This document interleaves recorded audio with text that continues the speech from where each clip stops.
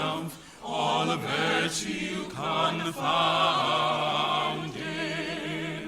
Sheddeth his light, chaseth the horrors of night, saints with his mercy surrounded.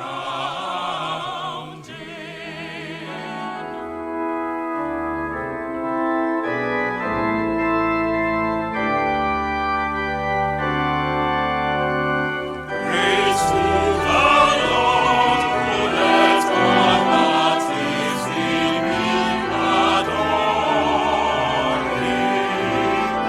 All that have life and breath, crown now with praises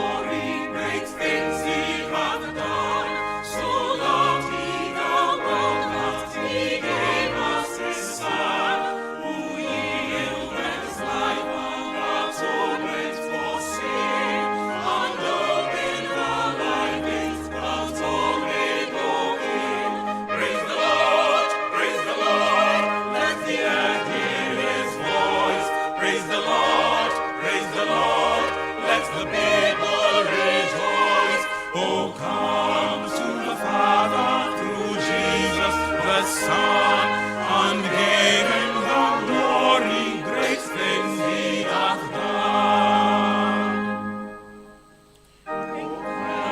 Perfect redemption, the purchase of blood, to every believer the promise of God, the vilest offender who truly believes, that moment from Jesus a pardon receive.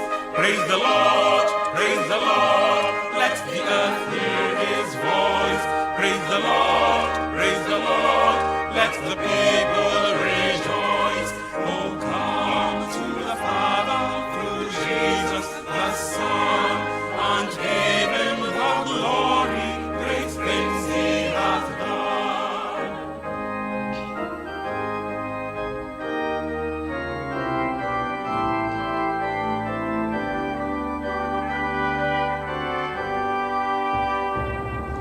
Great things he hath taught us, great things he hath done, and great our rejoicing through Jesus the Son, that purer and higher and greater will be our wonder, our rapture, when Jesus we see. Praise the Lord, let the earth hear his voice. Praise the Lord, let the people rejoice. Oh, come to the Father through Jesus the Son, and give him the glory, great things he hath done.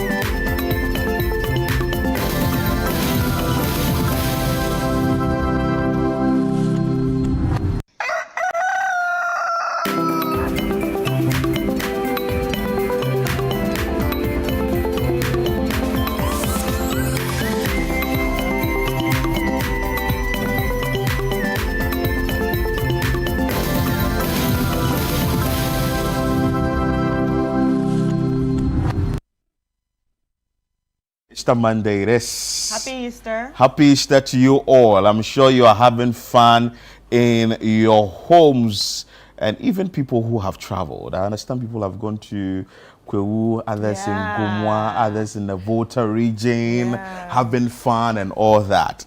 Yeah, that's what it is. So what did you do for Easter though? Well, on Friday, I drove to Nkoko. Yes, I had to do something there. Came back, it was a return journey. And over the weekend, Saturday, I was here. You know, you have to come and work. Yes, and today, I'm here. That's nice. Yeah, what of you? Well, nothing much. You been sleeping? Nothing much. Nothing much. But I'm sure, what have you been doing? Let's know. Our text lines are active. What have you been doing during this Easter period? Are you just home, or you are visiting friends? Families are coming over, or what exactly have you been doing? Do you have somewhere you are going today? It's Easter Monday. We know that normally when it's Easter Mondays, you see people at the various beaches and all that having fun. What is the plan for today? Or you are just home, you just want to rest so that tomorrow, Tuesday, you can get back to work. Basically, you're just like me, who likes to rest. Who likes to rest? And sleep. Like, no, you know, Philip, there's one thing that we don't realize is very important. I think a lot of people play around with rest. Rest is actually very important. But there are some people who do not believe in sleep. Okay, there's a difference between rest and sleep. Okay, that's fine. You know, no, there are some people who don't believe in both. In both. Yes. They're like, we have to work. And they say sleeping is for the weak. And you know, when I hear things like that, I just feel like you do not know what you're doing to yourself. You understand? I feel like at the end of the day, there's even that line that they say that there's more sleep after death. Oh Lord. No. Really? No. I think you need to be able to differentiate when your body needs rest. Yeah, rest. You understand? Yeah. So if you feel like you need to rest, please take it, do rest. Don't feel guilty about it. And a lot of times, even mothers also feel very guilty about resting sometimes because, oh, I have to take care of the kids, I have to take care of the husband, I have to take care of everything in the house, and they forget to rest. And the money is also going around. Do you understand? I have to do this gig, I have to do this, I have to do that. And you know, at the end of the day, it doesn't tell right now that we feel like we're active. Your body breaks down bits by bits, and you begin to. But then again, you need to balance it. You don't want to do more than. It has to be. You know, there has to be like work, rest, balance kind of lifestyle. Yes. There are some people who will rest too much, and you wouldn't see sort of a productivity. And there are some people who work too much, and they become very frustrated. Yeah. Because sometimes when you stress yourself, it has its own side effects and all that. But anyway, we are here today to have a conversation with you on the show. It's going to be from now to 11 a.m. So fasten your seat belt as we start, and we are going to set off very, very, very soon. But we just want to remind you that you need to download the Channel One News app, like we've been saying every day on the show, that you need to download the Channel One News app, which is very important.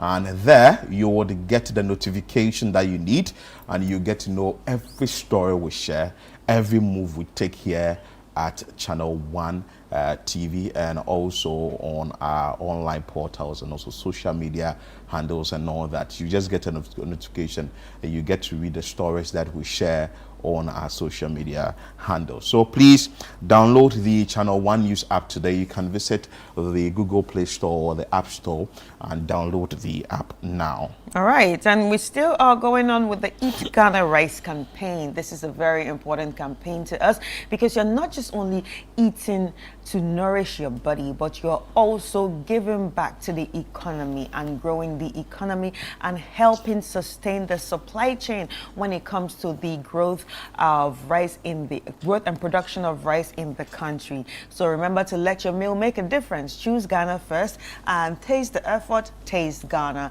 This is in partnership with Agri Impact Limited, MasterCard Foundation, and the 24-hour economy. Remember, when you're thinking of your omotuo, your jollof, your white rice and stew, your rice water, or whatever you can make with rice, think Ghana rice first. Eat fresh, eat Ghana, and build the future. From our farms to your plate. So let's do well to support each and everyone in the supply chain of rice in the country. I want to remind you that the seasons of prayer is ongoing. If you haven't joined it yet, please, it's just a reminder that it started from 1st of April and it's continuing to the 30th of April. So midnight cry, 12 a.m. to 1 a.m. Please join. If you didn't join that one, we still have the afternoon one for you. That is from 12 p.m. to 1 p.m., which is the prayer encounter. And at dawn or early morning, you can also join This Is Your Day at 4 a.m. to 6 a.m. So make sure that you are joining any of these three, and it's also on social media as well. That is on Facebook. The links are there. When you also get the link, please make sure that you share so that another individual can also join and pray. This is brought to you by City 97.3 FM. You can call 0244 981 112 0244 981 112 for more information on seasons of prayer. All right, and City 97.3 FM also brings you the family consecration service right after the seasons of prayer.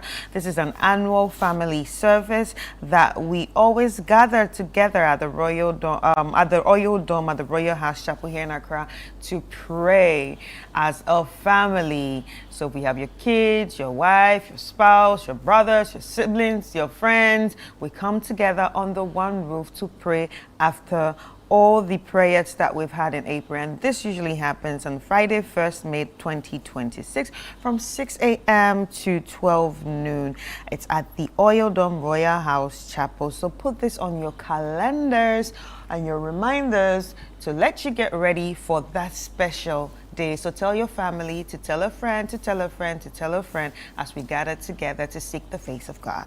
And of course, we've been asking you to support us to do something very instrumental, which is the Easter Orphan Project, and it's today. So today we are visiting 4 places. The Chosen Rehab, we are visiting Iris, and we are also visiting Basco and Osam Chrome Prison, or to give out the donation you brought to us so that we can put smiles on the faces of some orphans and also prisoners as well, and also individuals within the rehab centers. So today we are on the move. We are going to these 4 places. I want to say a very big thank you to you all for supporting us, for bringing your donations to City 97.3 FM at Adabraka and also Channel 1 TV at Tesano. I want to say a very, very big thank you to you. But of course, we will share sight and sounds with you on the station on Channel 1 TV. So you definitely be seeing the places we are visiting today. I want to say a very, very, very big thank you to you. So you helped us to feed these individuals, but why not? I want to say a very big thank you to you. And the places we are visiting, like I mentioned earlier, Chosen Rehab, which is a very important one that we have to do. Iris, which is also an orphanage home. Basco, yeah, we've been with Basco for a very long time, and we've chosen one prison, which is the Osam Chrome prisons on the Agonas Redro stretch. So we want to say a very, very big thank you to you for supporting us to put up this particular initiative. And as always, you have been supporting us here on Channel 1 TV and also City 97.3 FM. But we are also asking you to share with us how you are celebrating the Easter and what you are doing. So from this place, where are you going to? Home. Oh, really? Hey, good. You don't understand. I like rest. From this place, I'm moving straight to the newsroom. Well, yeah. No, I like to rest. Continue work. I like rest. You like rest? Yeah. Okay. Anyway, so let's get straight. Yeah, straight to the newspapers. They are sleeping. Yeah, we're going to our online platforms. Yeah. So I'm going to be starting with channel1newsonline.com. If you have it, you can actually join us. Savannah region to get STEM education and STEM schools and stadium. This is by the President Mahama. Easter calls for renewed faith in God's word. This is Reverend Maoli Chikata speaking. Government takes delivery of 100 buses to ease transport challenges. Kintapo Tamale Highway. 4 dead, 14 injured in crash of Dawa. And Ghanaian vegetable truck stranded in Nigeria amid trade tensions. Now, Western Regional Minister warns illegal miners to stay off rubber plantation. Ghana can do without Burkina Faso's tomato. This is the Chamber of Agribusiness speaking. Adan East GHS raises alarm over HIV-positive pregnant women refusing treatment. This is very scary. Adopt dual pricing to stabilize fuel costs, and this is an energy analyst urging the government. Mahama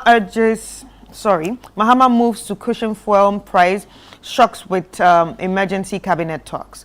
Now, still on Mahama, transformer upgrades key to fixing power distribution. No single person can transform Ghana, Ahmed Ibrahim is certain. And lastly, Minority outlines reforms to strengthen Ghana's business environment. Wow. So we are moving straight to citynewsroom.com. Of course, you know that it's expected that today a bag of oh yeah, pure water, oh yeah, water, oh yeah, I heard that will be sold for 15 Ghana cedis. And I think Saturday I bought one. And the vendor sold it for me at 15 Ghana cedis. But it was supposed to be implemented today. And I asked her that, but this thing should happen on Monday. And she's like, well, it has happened. It has happened, and we are selling it. So again, another thing I want to ask you that you are joining us is that, has it started? Are you buying it at 15 Ghana cedis or yet to start? And are you excited about it? Well, we'll read a story about it here later on the show and also try and let you understand. People are excited. That is going to be sold at 15 really excited? Are you really asking if people are excited? Okay, so better still, what do you make of the fact that it's going to be sold at 15 Ghana cedis? And you know, apart from it being sold at 15 Ghana cedis, it doesn't affect the single price. Like when you're buying So a sachet. In a sachet, it's still same price. Yeah. But when you're buying the whole bag, 15. But do you think that these people will understand that I'll buy it for 15 Ghana cedis and I'm going to sell one for still 50 pesos that is being sold? A lot of people will not understand. They wouldn't. It's going to cause issues. Yeah, because it's going to affect my profit as well. It's going to cause issues. And you know, like people who remain on the price of the normal price, they will sell more. Yes. Say you're selling 50 and I decide to say, no, I still want to keep my 10. Yeah. A lot of people will be buying you the 10. Will lose business. You lose. So let's see how that one also rolls out, and we'll be asking you. We are asking you questions about it. Whether you started buying it at 15 Ghana cedis already, or what do you make of the move by the water sachet producers to sell it at 15 Ghana cedis? But anyway, let's bring you what we have on citynewsroom.com, starting with onion supply destruction. Looms as trucks are seized in Nigeria, and also suspected land guards disrupt Pentecost convention at Gomwa Nyenyano, and also halt e-cargo tracking rollout now. Freight forwarders are demanding. Dambai residents raise alarm over overstretched health center. Ghana onion sellers, they are saying that political interference behind track seizures. Government to upgrade SHS, build stadium in Savannah region. This is from John Dramani Mahama, president of the day. 100 new buses arrived to ease traffic or transport challenges. We just hope and pray that this will ease the transport challenges that we are having in the country. It shouldn't be like what we've seen in the past, where buses were brought into the country and just few years after, we do not know what we are doing with these buses. Anyway, 4 dead, 14 injured in Kintampo Tamale Highway crash. Several Ghana-bound vegetable truck detained in Nigeria. Looks like this particular issue is a very big one. It is really tough. Omani Boame's mother speaks at AI facility launch. And also we have a few here. Stabilizing city to ease fuel prices more effective than tax cut. This is from energy analyst. T-bills demand weakens.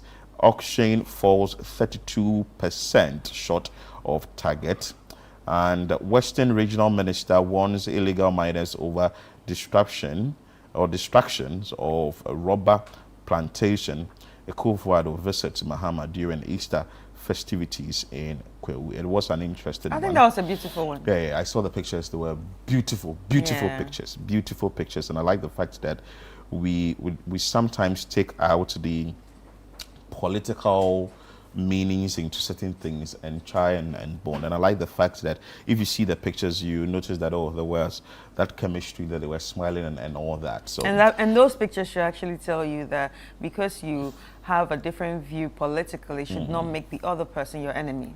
Well, of course, we are not enemies. You just happen to find like we like the yourself banter. You just happen to find yourself on the other side of the political party. That's all. But let's get into this story. The onion supply disruption looms as trucks are seized in Nigeria.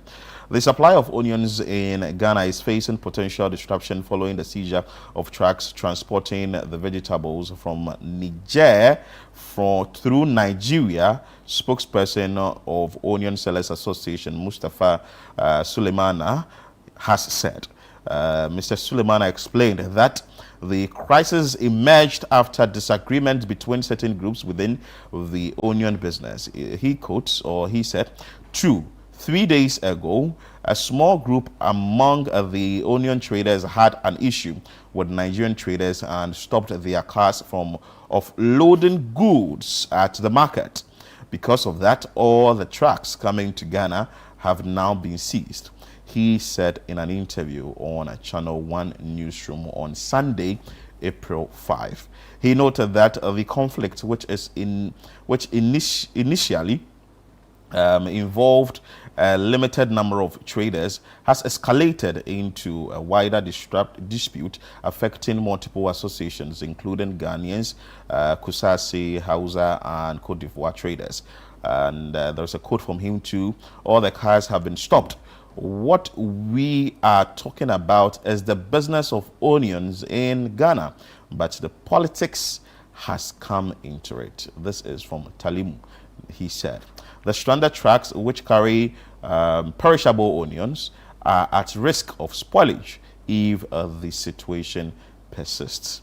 In an earlier interview, one of the drivers, Awudu, lamented, we've been locked here for almost 3 days. Our goods are perishing.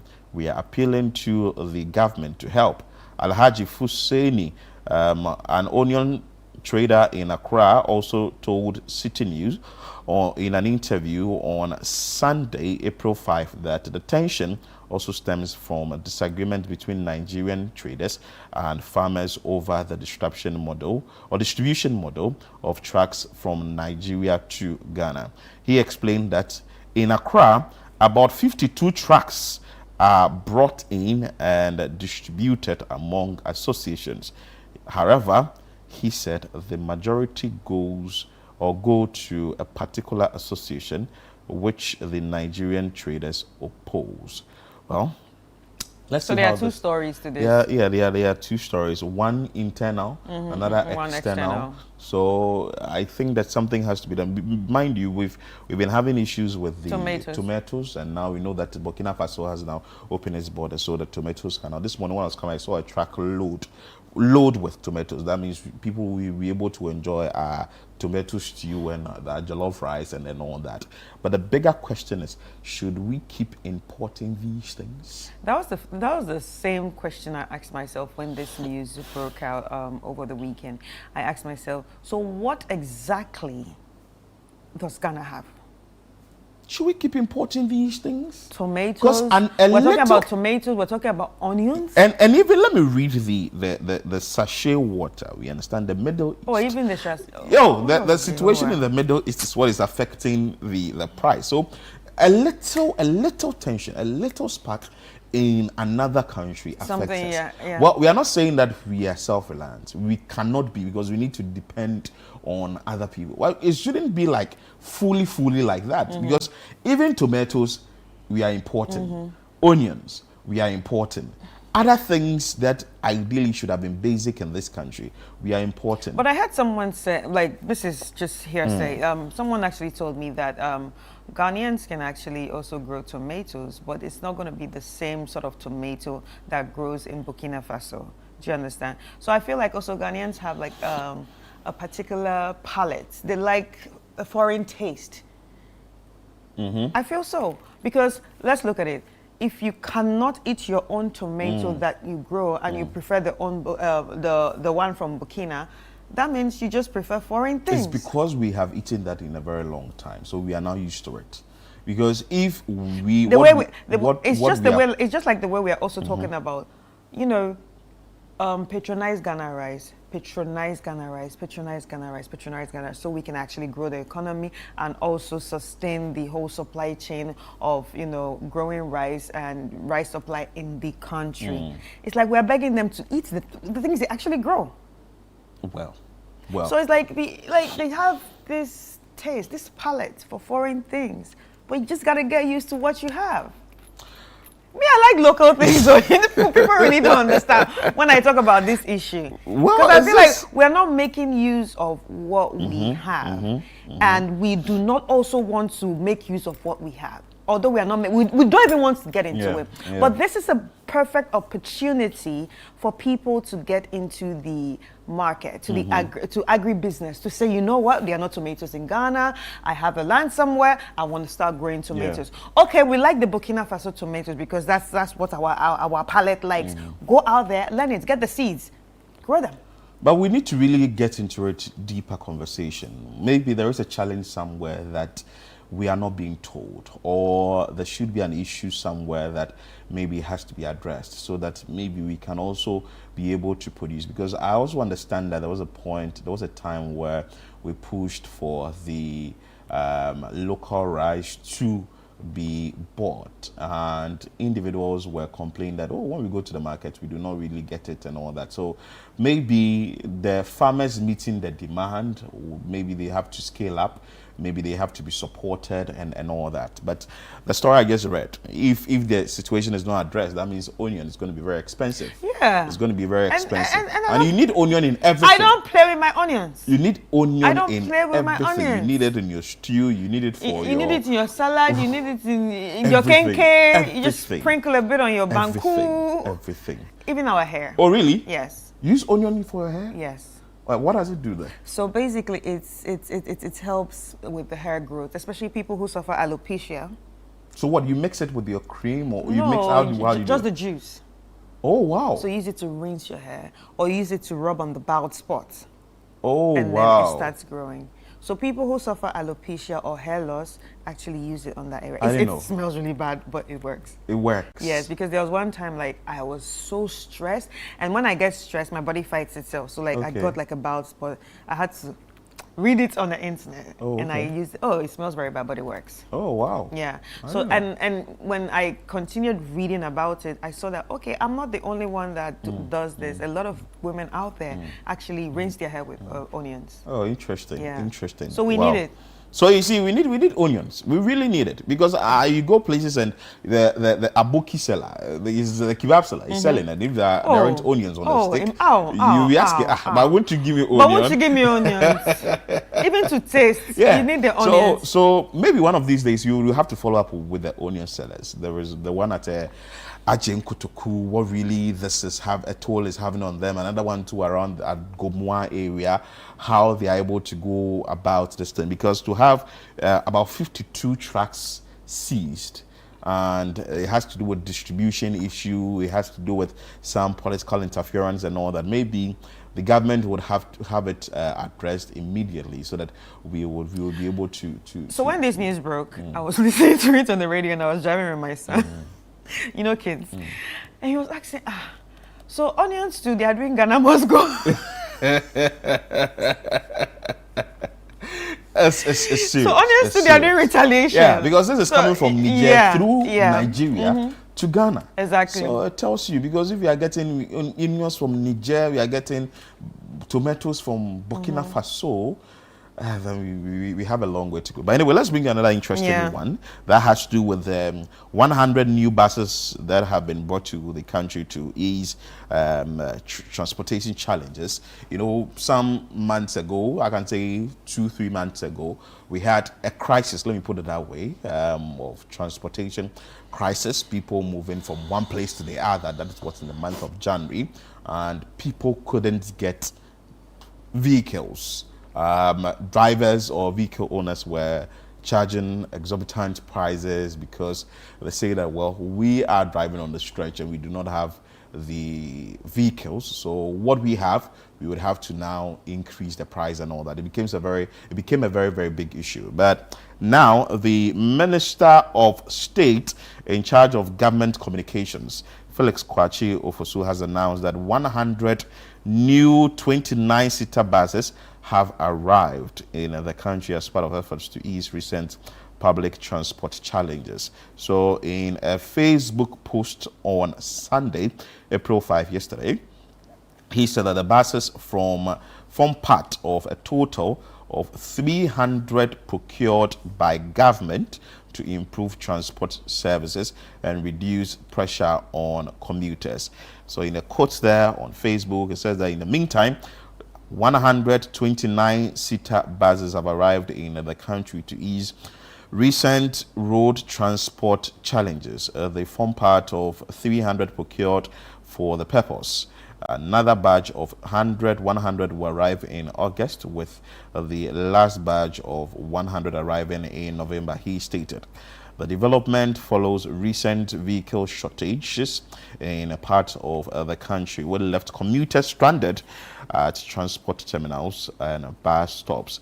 Government has previously said it's working to resolve the situation, with the Vice President, Professor Nana Jane Opoku-Agyeman, indicating that steps are being taken to address the disruptions affecting daily commuters. The new buses are expected to provide immediate relief, while additional badges scheduled for August and November are aimed at further strengthening public transport capacities nationwide. So the buses are there, freshly brought in buses, new ones, but I still have a big issue with this, because we could have the buses on the road, but we could still have transport situation not fully addressed. Because when we have more vehicles on the stretch, the congestion still persists. When we brought in the transport analyst in here, he also spoke about saying,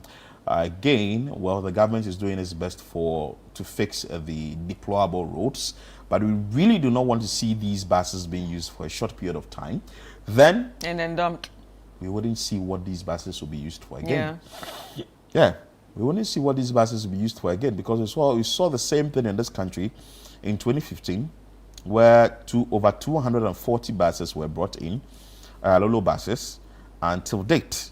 We don't know the whereabouts. We really don't. We see them on the road, and these buses are in deplorable state. And sometimes you would find that the bus is actually carrying more than it should. You've overloaded. Like, a lot of people, instead of the bus carrying about 45 or maximum 50 people, the bus ends up carrying about 70 to 80 people with luggages. So are we keeping our buses for a very long time, or is this time that we're bringing these buses and nothing is being done about it, and eventually our monies go down the drain, then we have to now come back again and work around. We had new plan in this country, and in new plan they came in with buses. There is one at Achimota new plan.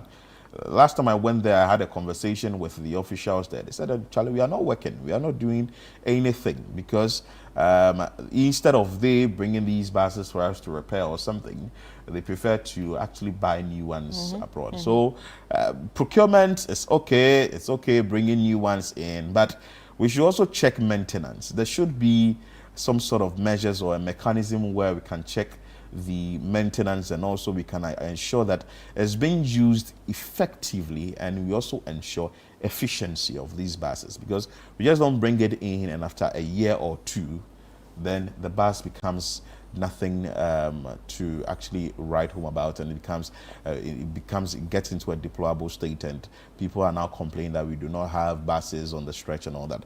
Put in the needed measures so that when we have these buses, they can be used well. We are yet to know which of the routes these buses will be put on. 300 buses, that's a lot. That's a lot. So if it's coming in batches, 100 first, another 100 second, another 100 third. So during the march, somewhere, let's say 30 by 300 should be around 9,000, if my math is correct.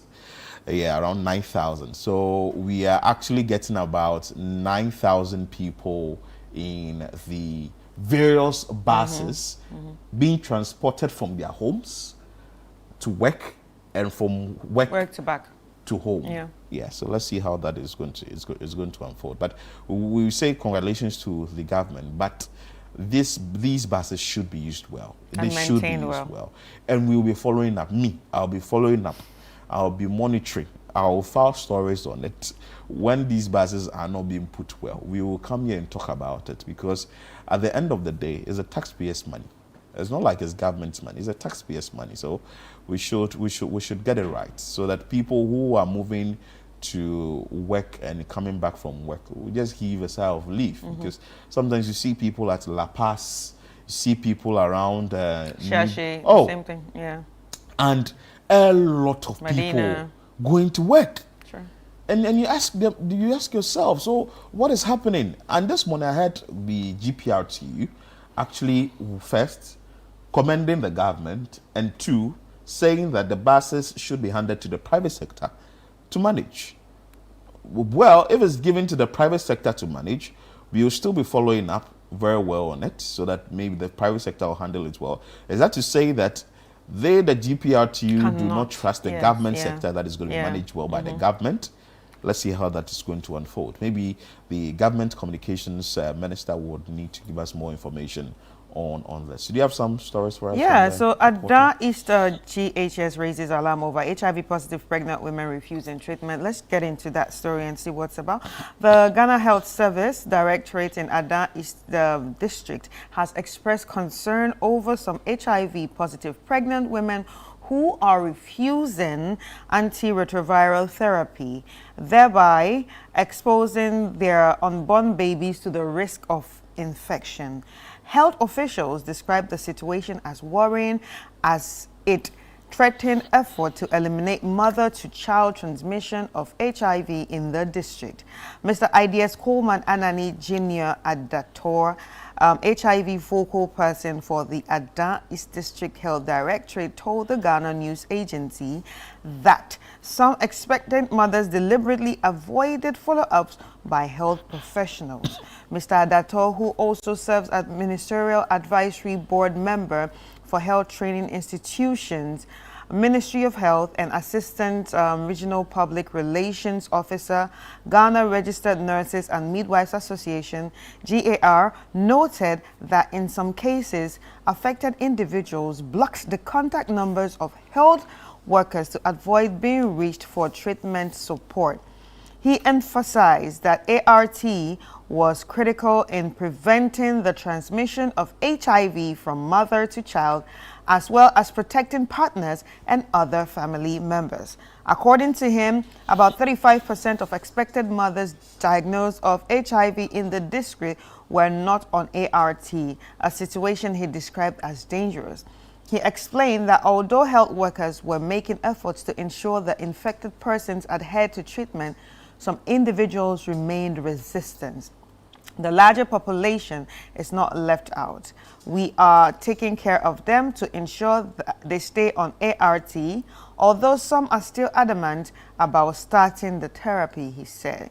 He observed that many people delay seeking medical care until the infection progresses to advanced stages, which complicates treatment. Mr. Adator stressed that early and consistent use of ART could significantly improve the health of infected persons and prevent further transmissions. I quote, families can live normal lives when an infected person is on treatment. Their children, including unborn babies and partners, are protected, he said. He cited a case where a man who had initially refused treatment was later identified at a prayer camp and tested positive for HIV. Why did he refuse treatment? He preferred to go and pray. We are working to bring him back to treatment to strengthen his immune system. We have seen cases where people have moved from advanced stages back to stable conditions with proper care, he added. He disclosed that the oldest person currently on treatment within the district was an 89-year-old woman who had been on ART for nearly 2 decades. He urged the public and especially expectant mothers to adhere to treatment and cooperate with health professionals to safeguard their health and that of their families. And I think this is an issue of stigmatization. I think we still haven't done the work of education going down properly in Ghana. And I'm saying that because when you look when you look at countries like South Africa and Kenya, say East Africa and South Africa, especially on the internet, you see people who are living with HIV come out and talk about it on social media. They even show you their ART drugs. That look, I'm on this. This is what keeps me. This is why I survive. So it's accepted there that okay, this person has HIV. It's not a death sentence. Their medicines will help them. You don't see people going under their comment section saying, blood of Jesus, oh, this is dangerous, oh, I'm scared of you, oh, you need to see a... You don't see people doing that on the other comment sections. That is because the education has gone out there. That is because people have understood that there is no need to stigmatize these people. It's an unfortunate condition that has before them, but with the ART drugs, they can actually stay alive. You see people who actually talk about it, that look, I am positive, my husband is negative, my children are negative, but I'm still alive. And you also see people that have come out to say that, okay, the loads have reduced. The HIV loads have reduced because I have been taking my medicine consistently. But it's not something that we do around here because people are still stigmatizing people. And the more the stigmatization goes on, that's the more people will be shy, scared, and embarrassed to get into the hospitals and take their drugs. But then again, I want to find out if some sort of studies have been done to understand why these people would refuse it. It's the stigma. It's actually the stigmatization because 5 years ago, I met a woman that had HIV, and the next year she had been taking the drugs for a long time, the ART drugs for she had been on ART therapy for a long time. The next year or so, she called her family member to say, look, you know what, my loads are down, I feel better, blah, blah, blah, blah, and all that. You know, there's a point that where the loads get all the way down. Yeah, so she actually explained all that. And she's not very educated. You understand? She's not a very educated person. But this is someone that has been taking her drugs and following the doctor's instruction for a long time. And she's still alive. She's still alive. So I remember her children calling her and telling her, you know what, you still need to continue taking your drugs. This doesn't mean it's over, but you just still need to continue taking your drugs for you to be alive. And she's still good. And she's in Ghana here. But it's not out there that this woman has this. It's hush-hush because of, you know, the stigmatization that she might get. If she come out to say, look, I got this and I got it from my husband. Or, you know, and the husband is dead. He died of the same thing. So I think it's about education and the stigmatization. The education needs to go down in such a way that people need to stop stigmatizing people. Okay, they need to look at it like it's HIV. Yeah, let's look at it like it's malaria. Let's look at it like it's diabetes. Let's look at it like it's say blood pressure. Yeah, I think we got the HIV. Was the HIV group? Yes. It was a woman who came here recently. We interviewed her. She also spoke about the stigmatization bit, but I think that education will also have to go down. Yes, I think we stopped the education. Maybe you are not communicating with them properly in a language that they understand. You understand. So when the people, and I know Adan people will speak Adan, right? They will speak Ada. Yeah, they are still part of the Gadangbe people. So maybe you should find a way to communicate with them well, and let them understand why they should take the drug. Because we're trying to. It comes with its own beliefs. Yeah. There are people who believe in certain things and all that. So you call them back on a project, serve your research. I don't know. Maybe you have done it. Maybe the Ghana Health Service, you know, I feel like the Ghana Health Service needs to call out, or government, whoever is in charge of this, needs to call out churches.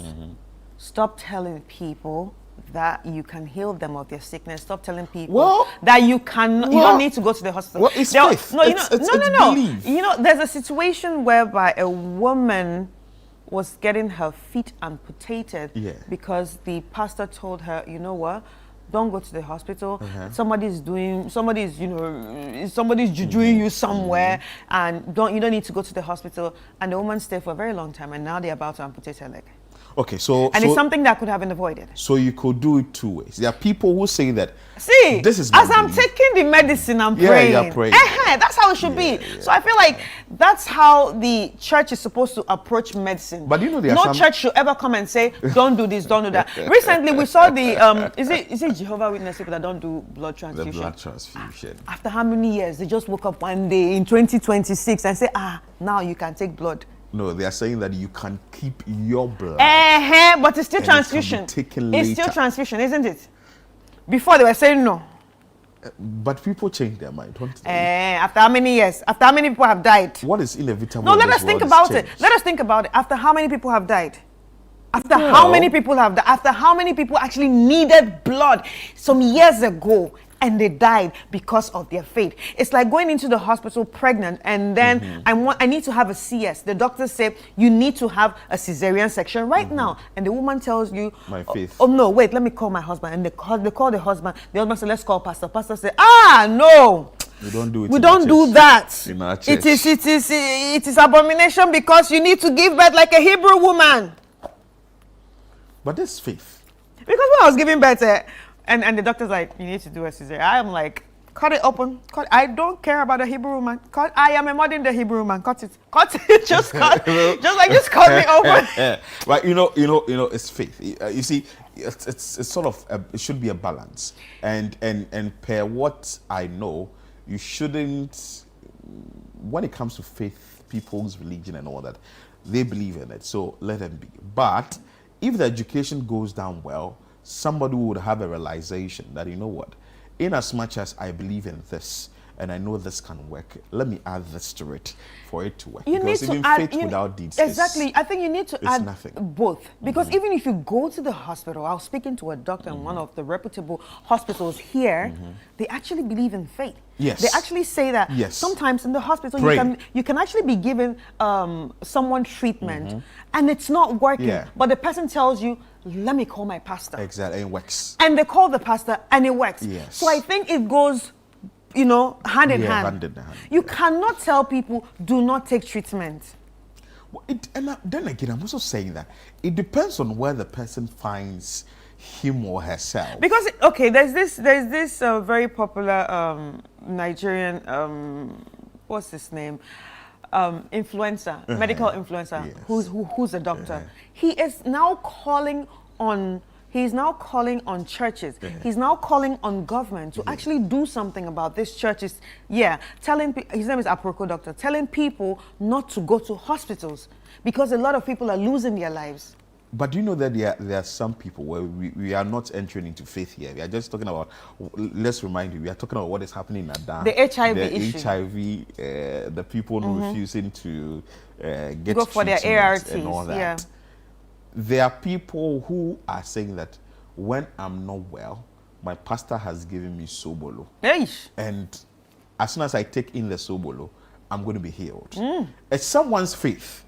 That I believe in this and it's going to work for me. And it's so below. It's not water. But and there is also another person who says that, you know what, I don't believe in any of these things. And when I'm not well, straight to the hospital and I'll get my treatment. I am of the belief that I walk into the hospital, I get my treatment, I still go on my knees and I pray. Okay, that's fine. So that's Chris for you, and that's your faith too out there. And I'm sure that you are all believing in what we are supposed to believe. But they're also asking you how you are celebrating your Easter.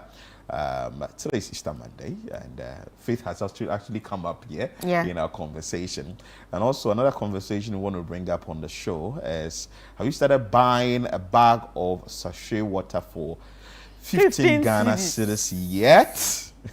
Let's know. Let's hear from you. Our text lines are open, and maybe during the show we may open the phone lines as well and have a conversation on that. So we'll take a quick break here. When we come back, trust me, we have a lot for you on the show. You wouldn't want to miss it. Stay with us here on Breakfast Daily.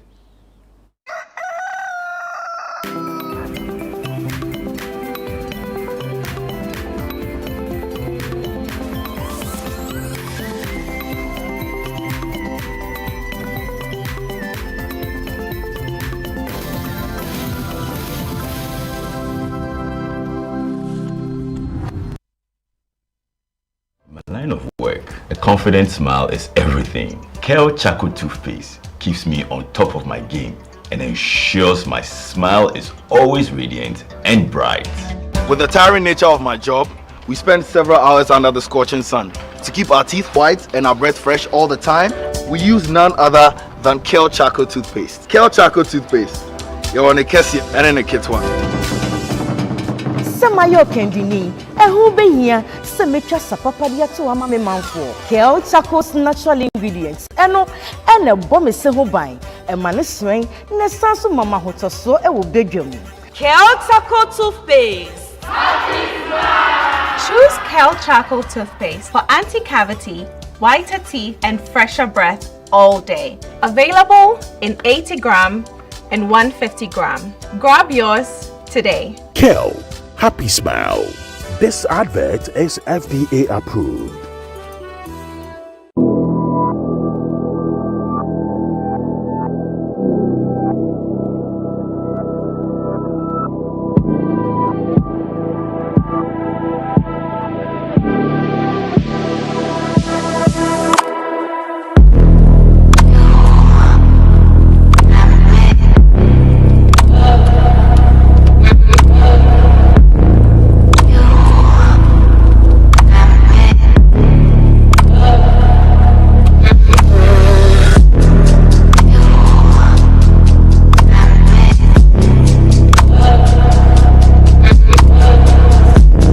Are you planning to relocate from your company office or house, whether across cities to another town or halfway around the country? You want a moving company you can depend on to get you there? Let me introduce you to Logistics Movers. We are here to help you every step of the way, from planning the move to unpacking the last box and settling into your office or home. We have the expertise, experience, and market understanding and offer fast, reliable, and professional transportation services in Ghana. Our main thrust is to successfully move your business, household items safely, on time, and hassle-free. You can call us on 0246 833 539 or 0244 342 465. You can also send us an email to info@logisticsmovers.com or check our website www.logisticsmovers.com. Why expose your company or household items to theft or damages when you are relocating if it's avoidable? Logistics Movers, we help you relocate. We continue our conversation this week on Lifeline with Bishop Fred Krachimensa and his guest for an insightful conversation on mindset. What do you think will happen when your spirit decides to work with your mind? This is Lifeline, where psychology and theology meet to help you understand your struggles and to overcome them with wisdom and faith. To challenge our mindset. Now, what did Joshua and Caleb do? The Bible says they stealed, because the report that they brought caused commotion in the camp, to the extent that they came telling Moses, take us back. We do not want to go into this land. And then Caleb and Joshua steal them and say, be quiet, our God is able. Lifeline airs every Tuesday and Thursday at 10 p.m. prompt, only on Channel 1 TV.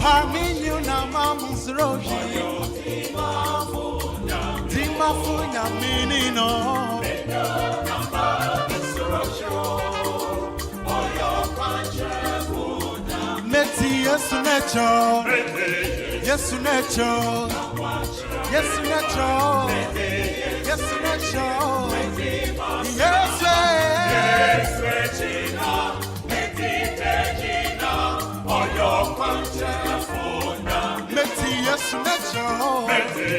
Yes, natural. Yes, natural. Yes, natural. Yes,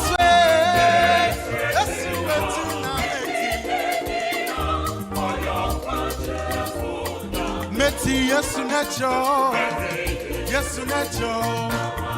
Yes, natural. Yes, natural. Yes, yes, natural.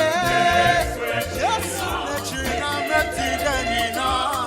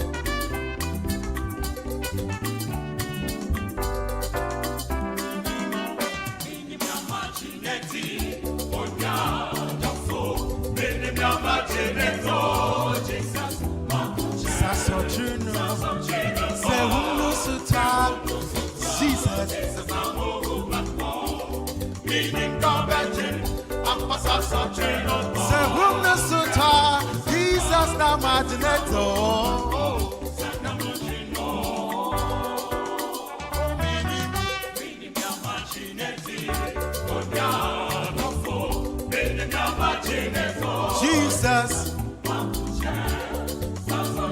Sehum Nisuta, he's a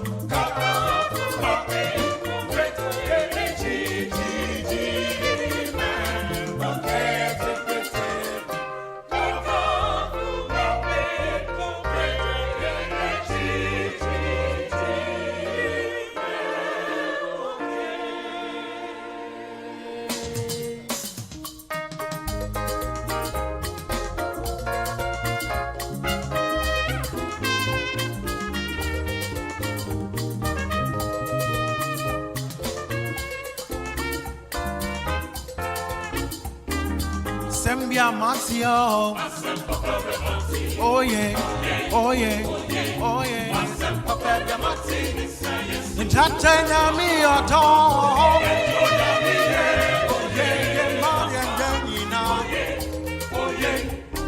Asembia Yatio. Oh yeah, yes, dear, oh yeah, da. Entertain me your dog. Oh yeah, oh yeah, oh yeah, oh yeah, mama, yum bum, yum bum, yum bum, yum bum, yum bum, yum bum, because sorry not to do, oh yeah, oh yeah,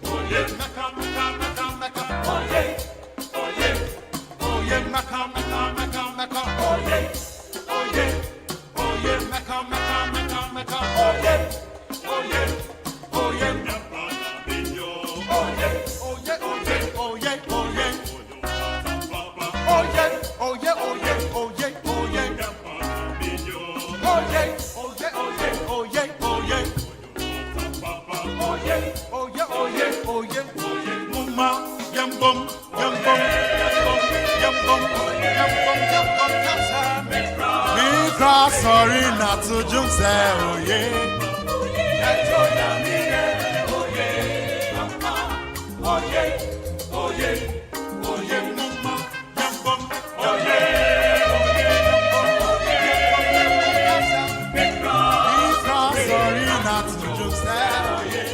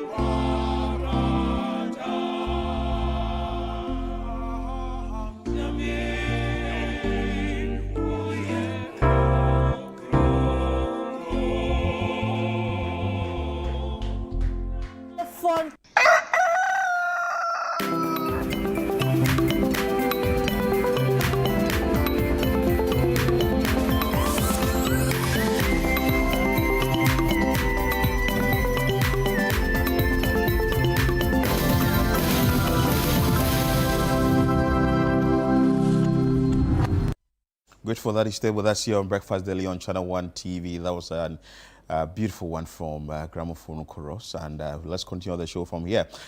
We will take you to Kaneshie here in Accra. The footbridge there has received some concerns from the general public, and also the Accra Metropolitan Assembly has moved in to address the situation. We know this footbridge was actually constructed in the 70s, 1979, with major renovation happening somewhere in 2009 and 2015. But as we speak now, the footbridge is in a very deplorable state, and we are just hoping that immediate actions will be taken.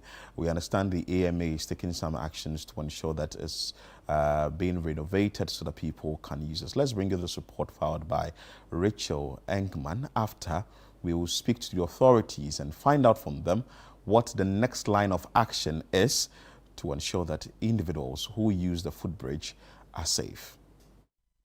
A visit by Channel 1 News revealed exposed metal rods protruding from parts of the structure, while some of the metals holding the bridge together were missing, causing it to shake when used by many people.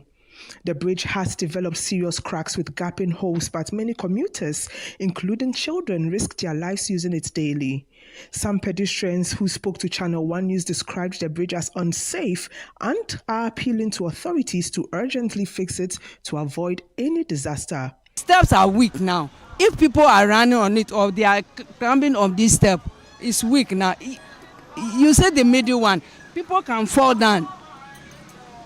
Car will jump them, they will kill, they will die. Looking at this things, it can hurt anybody that might slightly, if the person is walking and the person didn't walk at the right time or at the right path, it may injure the person. Last time, I think the middle of the bridge, it broke down. When it broke down, as at a week later, then came around to come and adjust the place again and dress it well. But now I see that the place is already. I see that the place is already open again. Traders operating under the bridge are also calling on government to intervene and provide a safer and more suitable place to conduct their businesses. Abase si asemu beye bridge na. Obia bepe baby afa. What you say na wa mu be ye de. Ye ni baby aye be ko sese. Ye ndia ye ti bridge na se no kura ni. Bridge na ye pro pa. Utumi say aye weak. Na bi won so a cars cargo car no. Elodu e pem. Nti se ehun se car no ba na so pa ye yankasa ye dwane fi bridge na se. Enti ni madawroma. Se mo bua ya nso ye ni baji mo ma ye mmiri bi ni ye so ye pe baby. The mayor of Accra, Michael Paku Alute, after an assessment visit to the bridge, says the assembly is aware of the deteriorating condition of the bridge and will take immediate action. I'm here with the coordinating director and some few heads of departments. We will try our best to start something with our IGF, because if we are waiting for urban roads to bring in some funds, but I can tell you that we're going to start something with our IGF, and then the government will come in. We're just going to close one side of the bridge so that the people can use it for the meantime. So they're going to have so much pressure on the bridge. This is the third time we coming here. We don't want to wait so something happens before we start putting blames. We have to take action and it has to be now. Standing here at the Kaneshie footbridge, its deteriorating state poses a serious risk to pedestrians. Users are calling on authorities to urgently fix it. Reporting for Channel 1 News, I am Rachel Engman.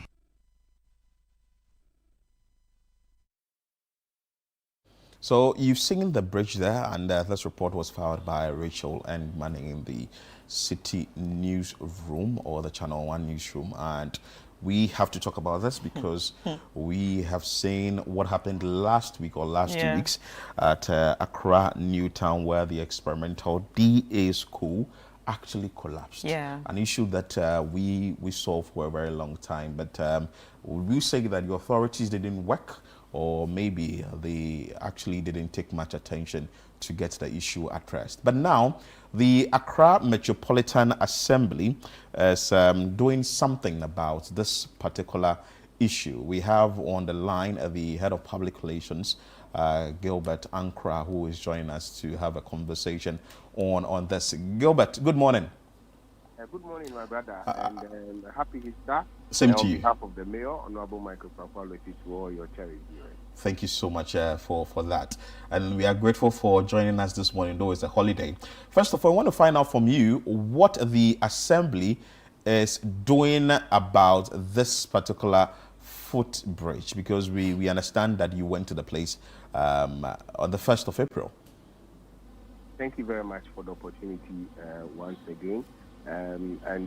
Just as your reporters have said, if you look at the footbridge, currently it's in a bad state, very weakened. Structurally, if you look at the rails themselves, they've all rusted. And as a result, the bridge needs urgent renovation work. So the Mayor, Honorable Michael Pakwalo, 4 days ago visited the place together with the MCU for Ablekuma Central and Technical Men, and it was quite clear that looking at the urgency and the weakness of the bridge, quickly it must be closed down for pedestrian usage to make way for renovation work. As I speak to you currently, the bridge has been closed down, so pedestrians are not using the bridge. We're also ensuring that alternative routes will be created for pedestrians to be able to move. That has been done. It has been created. Prior to the Easter festivities, the Mayor, as late as 1 a.m., we were all there to ensure that those routes were created. Zebra crossings to aid pedestrian movement within that enclave has also been created. And as an assembly, we are doing this in close collaboration with the police. Let me state that Kaneshie Police has been very, very helpful.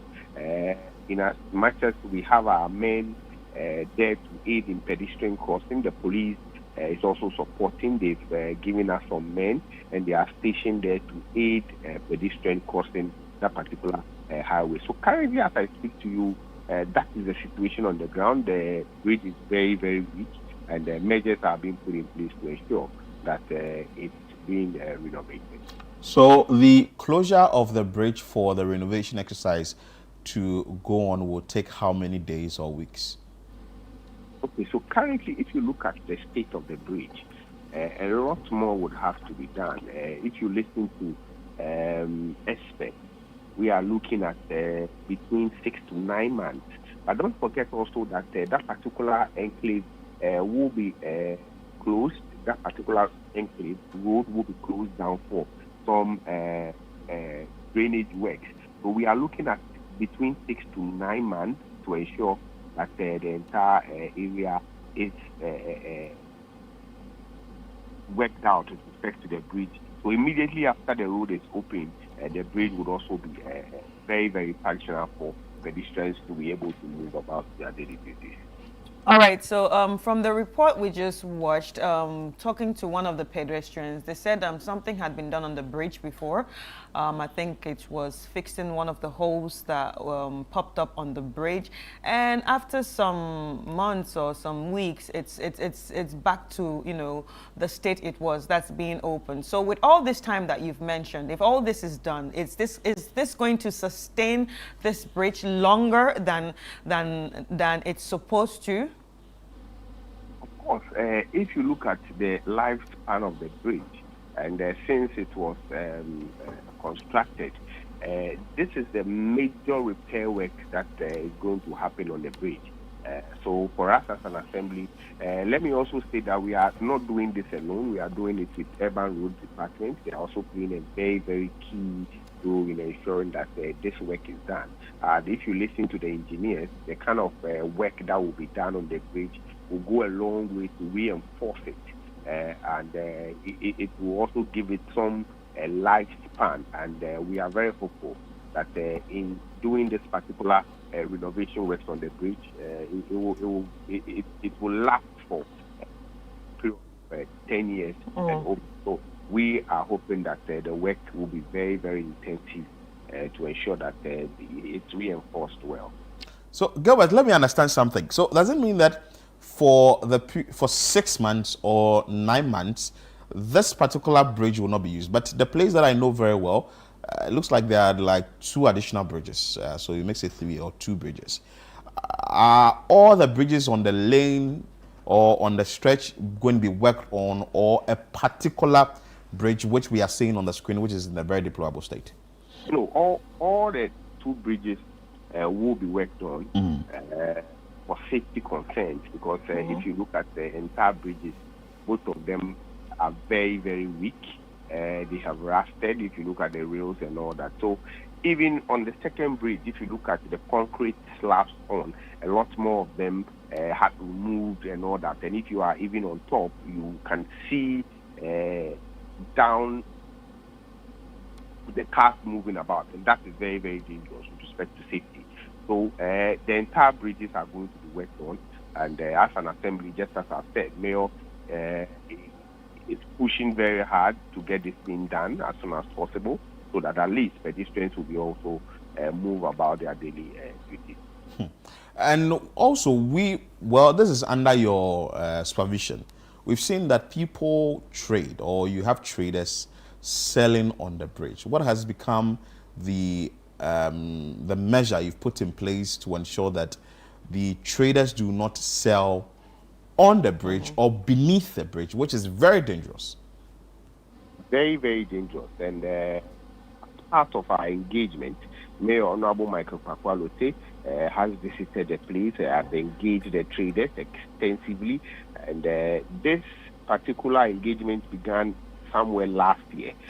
We even had instances where the mayor had to even support the traders who were on the trade with some capital to inject in their various businesses as they move away from the bridge to other areas.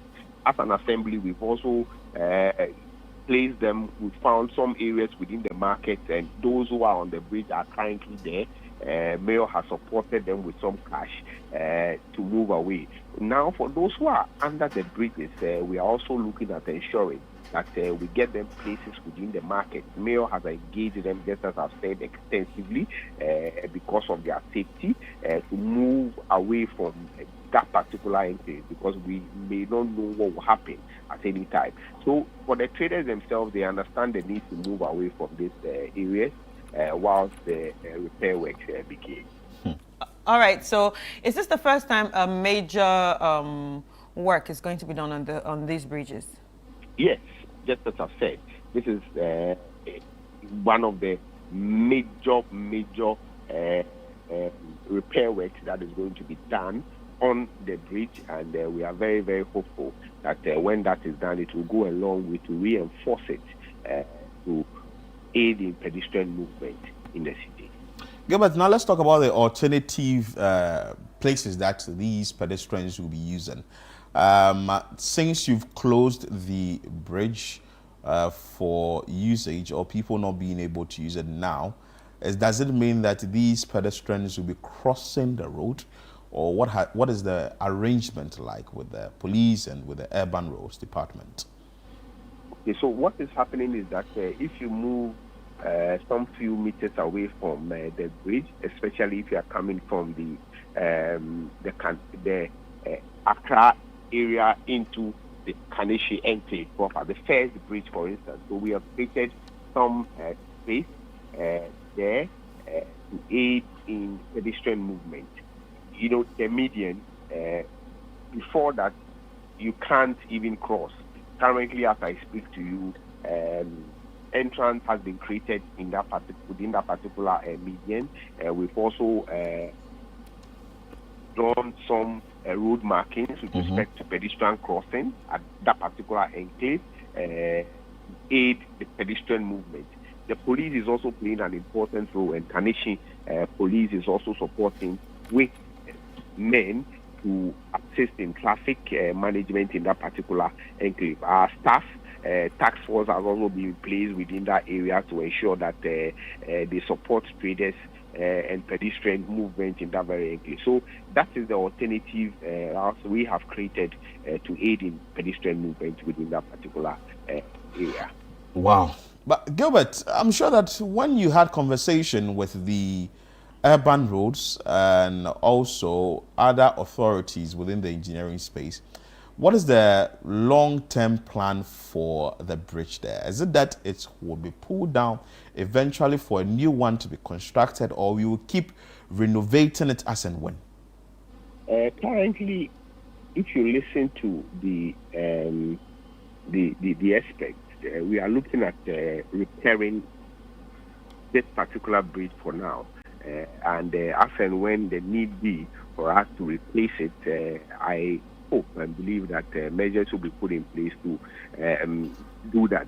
But generally, issues of safety is a concern to the Mayor, Honorable Michael Kpakpa-Lotey, hence the movement to ensure that some of these things are done. And I can assure you and say on authority that as an assembly led by the youngest Mayor, Honorable Michael Kpakpa-Lotey, safety is key. And if the need be that within this particular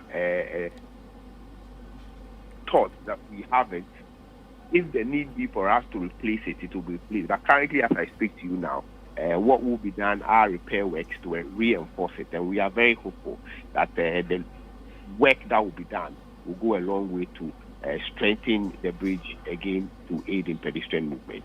All right, so when all this is done, at the end of the day, who is going to monitor, the people who especially love to sell on the bridge and on the bridge? Because I heard when you said the mayor is even giving money for some people to, move out there or find other places to go and sell. So when all this is done, after all the hard work that you put in it, who is now going to monitor that these people don't come loiter around and cause a nuisance on the bridge? Of course, it is the responsibility of the Accra Metropolitan Assembly. And for that, I can assure you that when the bridge is completed, we wouldn't have traders on the bridge as we used to. Before this repair works itself, just as I've said, Mayor has been there to engage the traders, supported them.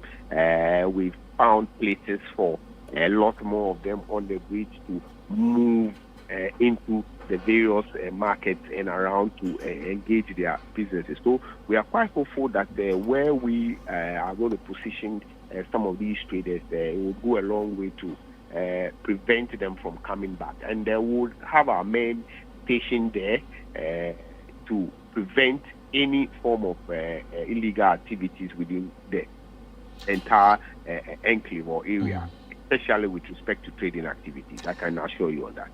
Gilbert, before you take leave of us, two things. Has the renovation exercise started yet? And two, what will be your word to pedestrians who will have to use alternative places as the renovation work is ongoing? The work has not begun yet. We are looking at in a month or two. But because of the safety concerns, it has to be closed down to make way for the repair works. For pedestrians, what we want to tell them is to be patient with the assembly, to bear with us any inconvenience that is being caused as a result of this repair works. As an assembly, we are looking at issues of safety. So they should support the assembly in all what we are doing.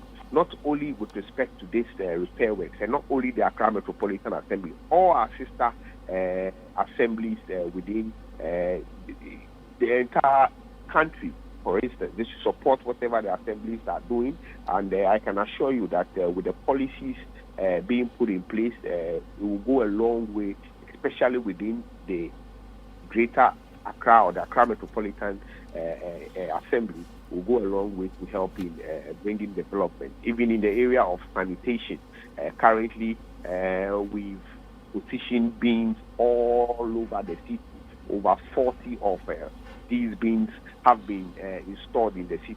We're urging residents, we're urging people, traders coming into the city to be responsible in everything they do, support the assembly, and I can assure you that together we'll be able to build a city and Accra where we can all live in and love it. Gilbert Ni Ankra, thank you so much for your time. Head of Public Relations at Accra Metropolitan Assembly. Yeah, of course, yesterday was a birthday, so belated birthday wishes to you, Head of Public Relations at the Accra Metropolitan Assembly. Gilbert Ni Ankra. He has actually spoken extensively about plans to renovate the Kaneshie footbridge, which footbridge we understand was constructed somewhere in 1979. And we had some renovation happening on it in 2009 and 2015. But Chris, this bridge has been in existence for a very long time. And the pressure on the bridge, you would have people selling on it. I can say 10, 15, 20 years ago, if you use that bridge, you wouldn't have a place to walk because both sides of the bridge was actually taken over by hawkers. People selling. I remember. And I keep asking myself, why will you allow people to sell on a bridge like this? You see, and eventually, that's what has led us to this particular situation by having the bridge, which is in its deplorable state. Ideally, maybe, I'm not an engineer, maybe we would have to speak to an engineer shortly and ask him whether this bridge should totally be demolished and a new one should be constructed. Because but if we do that, that's going to take a longer time, right? That's going to what? Take a longer time. Of course, it's going to take a long time, but safety first, because this bridge actually it's at a place where the usage is very intense, because you have people using it every day. And it's on a major highway. Exactly. And it's a market. True. Kaneshie market. And if you're coming from Odoko and you alight at the bridge Kaneshie, and you are coming to a place like maybe North Kaneshie, or you're coming to a place around Asylum, Awudome, runabout and all that, you would have to use this bridge to the other side of the road.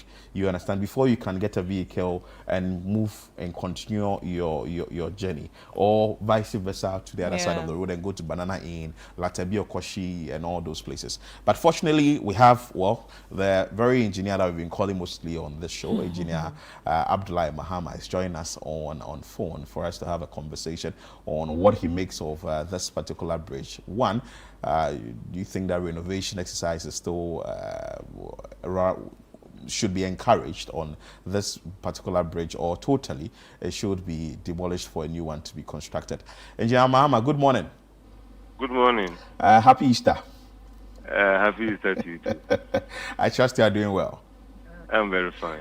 Engineer Mahama, I'm sure you've seen this bridge a number of times, and you may have used that particular stretch. As an engineer, what do you make of this footbridge at Kaneshie?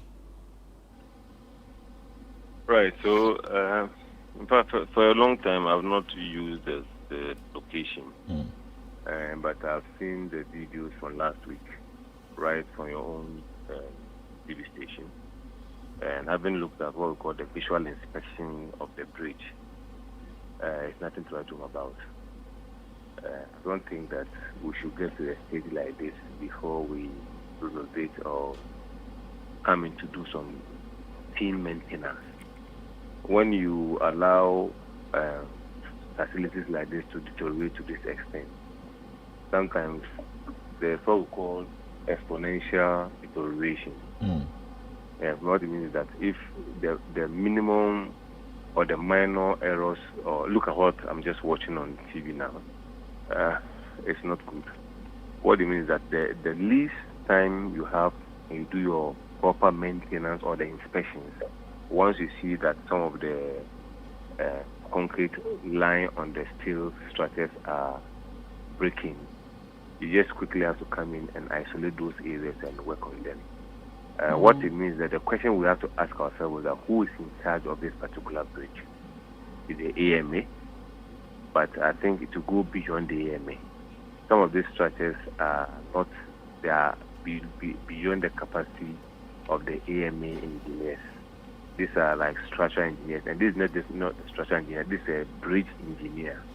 And probably, I'm sure that if it falls under the Department of Urban Roads or the Ghana Highways Authority, somebody will be in charge or be assigned to be constantly or periodically be monitoring such bridges and then report to the appropriate heads so that funds are allocated and then the necessary maintenance are done.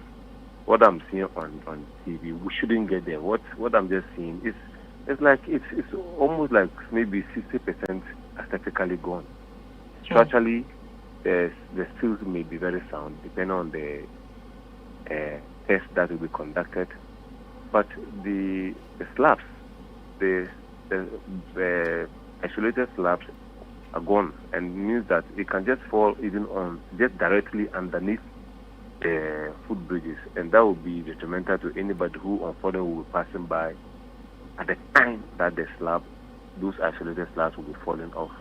And what I see is that we still not very careful or very mindful about our lives. I've seen people who are still selling directly under the stairs and part of the slab. Others are on top of it. In fact, I saw one person selling some food items on the top there. And the woman we interviewed last week was like, those of us who are directly under are having to hear the thing vibrate and all that. What I know is that the last time I got an interview on this particular bridge was about, if it's not 8 years ago. Wow. I remember it had a problem like that the Ghana Highway Authority went in also to go and then limit the situation. And I said that some of the vibration was necessary. And people didn't understand. The layman's idea, why is the thing vibrating? Because of the resonance. It shouldn't be so fixed. So sometimes it has to be moving in a certain direction, pattern. And all those are factored in the design. When they are rigid to an extent, it may break. It depends on how the designs have been done. So sometimes when you see what we call the resonance, and they are all part of this design calculations, certain load deflections here and there. So the bottom line is that the bridge aesthetically is terrible, and it must be done immediately. What it means is that before you do the renovation, there's something we call proper traffic maintenance underneath. Because you may have to close one side in terms of the direction. Let's say the Malam stretch junction, that's if you are from Kaneshie or the Ring Road, you are going towards Graphic Road, you are going towards Malam. So it means that western leg would have to be closed. But you can imagine there's kind of the volume of traffic that we experience on this road. So it means right from the traffic light at the Pambros, or is it Pamprom? Pamprom, yeah, Pamprom. Yeah, so what it means that when the cars are turning towards this direction, they may have to now do counterflow on the other side, that those who are coming to Graphic Road. So it means you may have to make it a one-lane sort of. And before you do the counterflow, we can see from the videos that a lot of cars have turned that place at their permanent lorry stations. And so to get them off is another headache. So the AMA will do that way. They have the task force where the Ghana Highway or the urban roads will come in and then do the form work or do the maintenance of the bridge. And then when they are done with one side, the traffic will be diverted to the other side of it, and then it will also be addressed. But I think it has to be swift because of the kind of traffic that we experience in this area. That said, we should look at how our truck drivers have decided to use our bus base into their permanent lorry stations, and that must be checked from the local assemblies. But one of the funny things is that the way we do our discussions anytime we have something, we want to just be spot on with it. It's like a chicken egg situation. The people who are supposed to get those guys out of the place are also using that same revenue for their IGF. So you get it. The assembly would want to sack the people from there, but when they go out there and they are doing their businesses, they are able to raise a lot of internal generated funds. So you see the twist. But we shouldn't look at the fact that we are going to get a few coins and then put everybody who's using that particular route into that discomfort and delay. But we'll lose a lot of money from the time value on that stretch when we don't value the speed that people are supposed to move to get to their work site and come back to their homes when they are done with the work of the day. Wow. interesting. But ideally, from what you are saying, a structure like this, should it be pulled down, or we should always be doing renovation? Which of them will serve a better purpose for the country and also safety at all cost? So we always don't judge anything by aesthetics only. Okay. Aesthetically, it may be very unpleasant, but structurally may be very sound. So the engineers will come in and then use all the methods available to check in. These are all still part of the structural integrity analysis. So they will come in and analyze the structure with all the basic tests that they are supposed to undertake to look at the strength of the steel, the level of corrosion, the level of whatever. Get the slab. After the slab, they are gone. What I've seen, all the slabs are gone. So they may have to do, some of them can be even precast.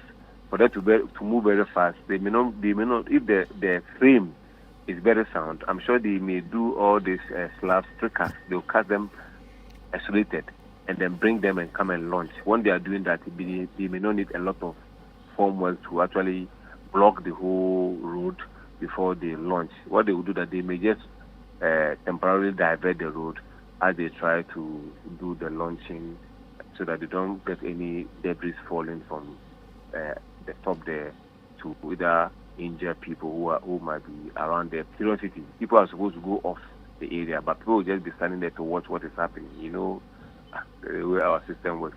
According to one of the ladies who spoke last week on your same TV, they was like, they see that some cars have been hitting the thing, the bridge. It's just like what happened around the Theatre Royal not long ago. The Jowolo area. The Jowolo area. About 4 months ago.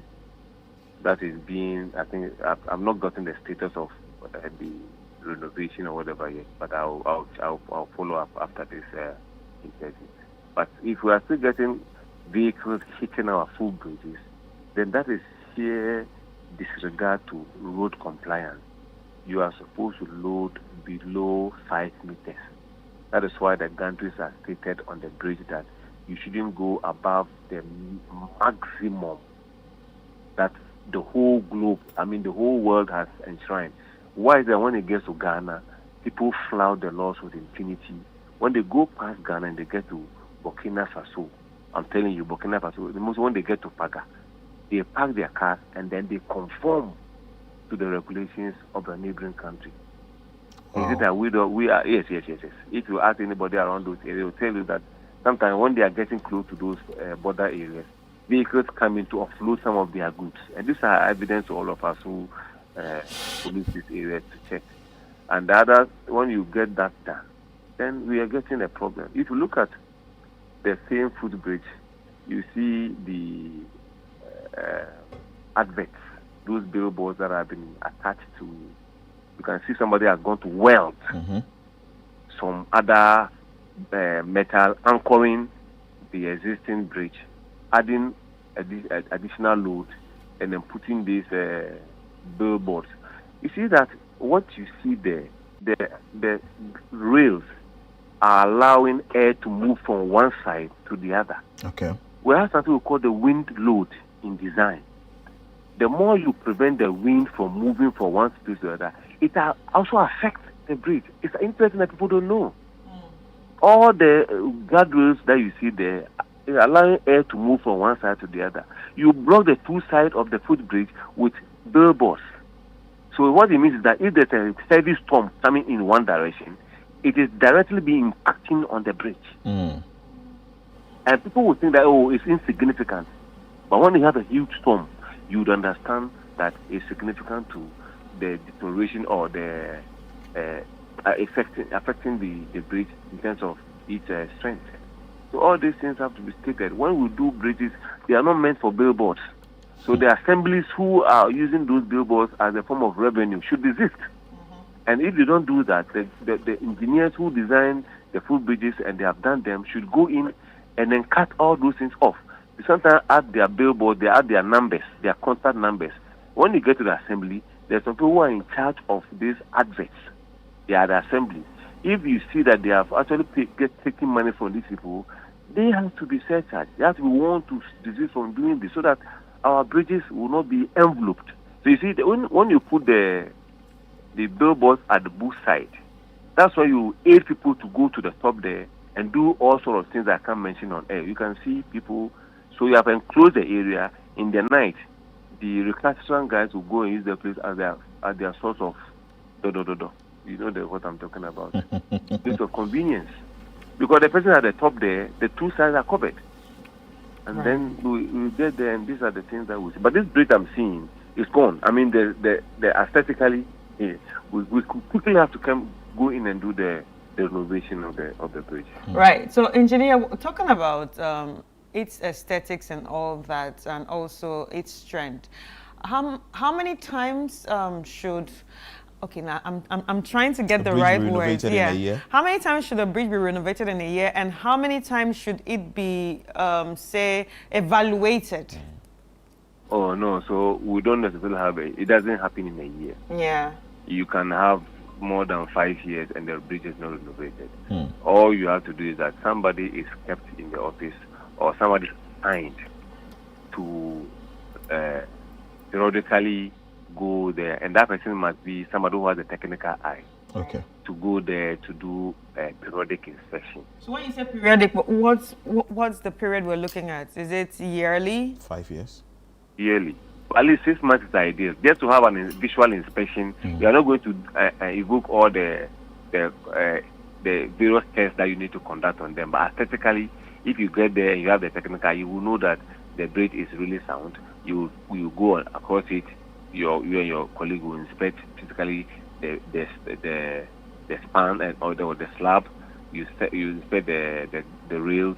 You inspect the stairs. If they have ramps, you inspect the disability-friendly ramps to check that all of them are okay. But occasionally, let's say maybe in 5 years or something, they will come and do their normal structural things. Some of the bridges can stay for 50 years and more. So, but for roads still like this, which is actually in an area where we are not too far away from the sea, compared to, let's say, Suhum, Koforidua, or whatever. Kaneshie is relatively closer to the sea. So the wind or the air that blows along this area, sometimes the closer you are, when you go and touch with when you take a taste of the road, you feel like there's this salty, and those hastening the level of corrosion. So what we can do as a maintenance, one of the first one they can do is that at least regularly they go in and paint the steel structure so that it will not. I can see on the screen the red anchors that people have come to use to brace it for the billboards. We should tell the EMA once they have been there, those areas are not for the billboards, and then we should get them painted regularly to at least prevent corrosion of the steels. That is basically what you can do to a steel structure like this. And then occasionally the GHA would go in, or the Evans would go in and try the technical analysis. Maybe 5 years to check.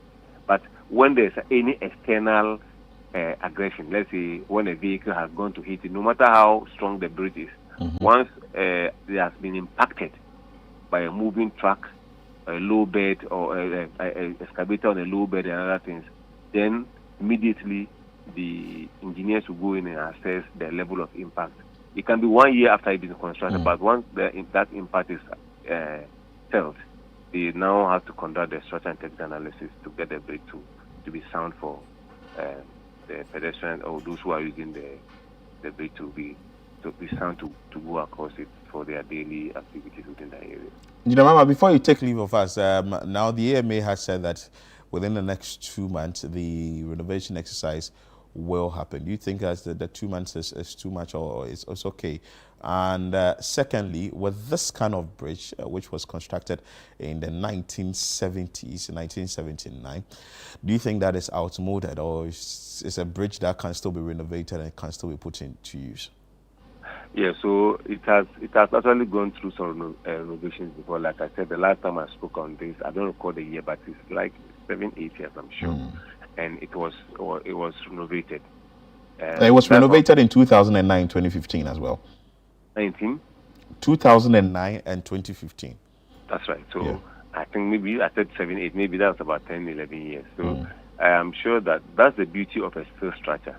For a steel structure, when it is sound, it can be renovated several years to come. The advantage is that the steel structure is a bit expensive, actually, but when it comes to its maintenance, it's much okay than the concrete. When the concrete loses its strength, it has to be brought down completely, or they may do a drastic renovation to get it to perform. But with the steel structure, they can go in, do some anchoring here and there, and reconstruct some of the areas, cut weld the high section bars here and there to get it back to function. That's the beauty of the steel structure. But the initial cost for a steel structure is always higher than that of the steel. But it has, in the long term, that's the benefit you have, that you can go in and isolate areas and work on them, unlike concrete that you may not have that luxury of isolating areas to work on them. So this bridge, it doesn't mean that because it was constructed in 1979 or something like that, it's gone on. They can do sectional or localized areas, rework on those areas and bring it back to serviceability. Beautiful. So that you can serve the people within that area. Beautiful. Engineer Mama, thank you so much for your time, and continue enjoying your holiday. Today is Easter Monday. Thank you so much for your time, as always. That was Engineer Abdullahi Mahama, building and road consultant, speaking to us extensively about the deployable nature of the Kaneshie footbridge. We'll take a quick break. When we come back, we have more for you on Breakfast Daily on Channel One TV. Stay with us.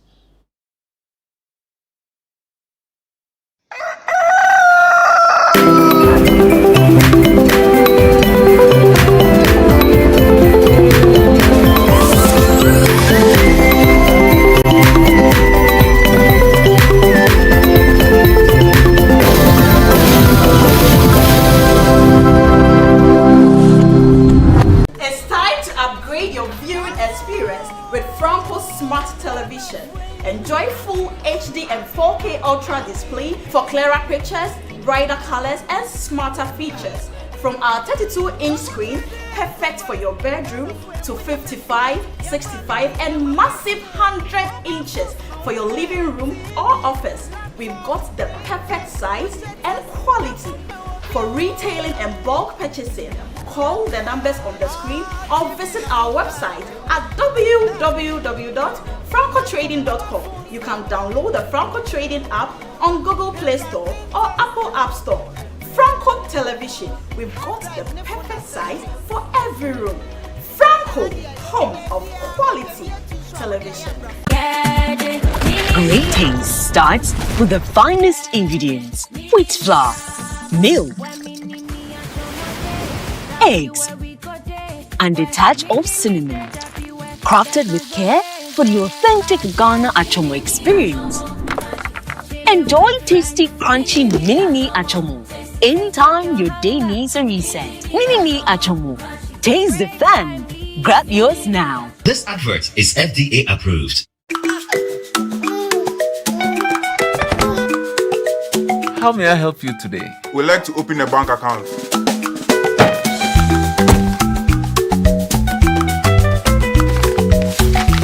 Sign here, sign here, sign here, and here. And now you draw direction to your house. I need your thumbprint. And I'll need your birth certificate too. No, I need the original.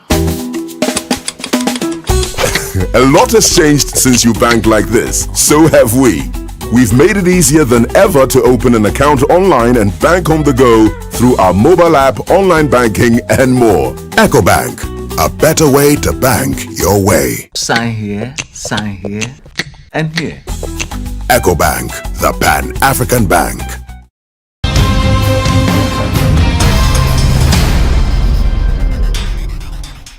On Footprints this Friday, we sit down with Dr. Ninaku Queno, the Ghanaian scientist and engineer widely recognized as the father of the internet in Africa. He takes us through his educational journey and shares how he helped expand and shape the growth of the internet across the continent.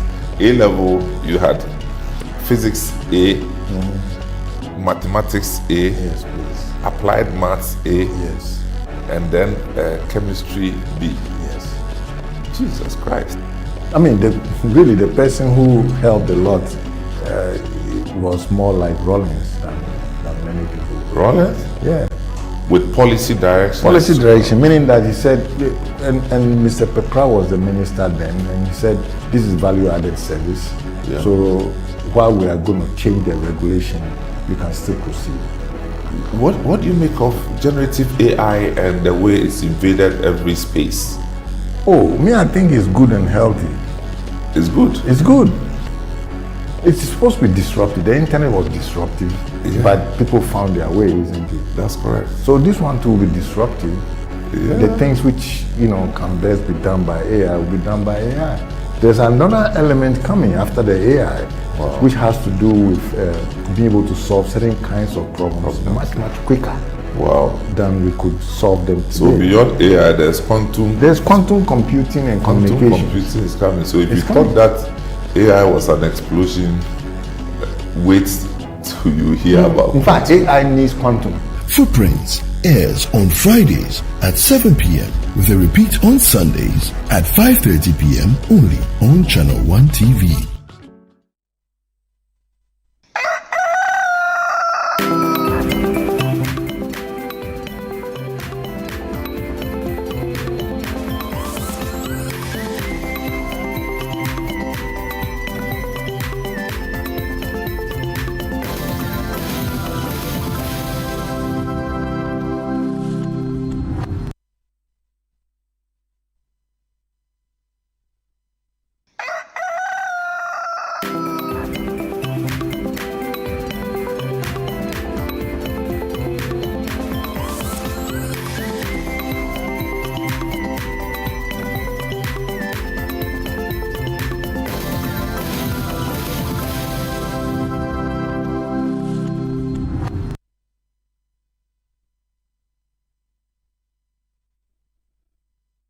All right, you're welcome back. It's still Breakfast Daily right here. And of course, we just saw a story about the Kaneshie Bridge. I mean, it's very insightful what the engineer said. And I like the way he explained everything. Actually, I laid off, yes. Exactly, from the view of an engineer.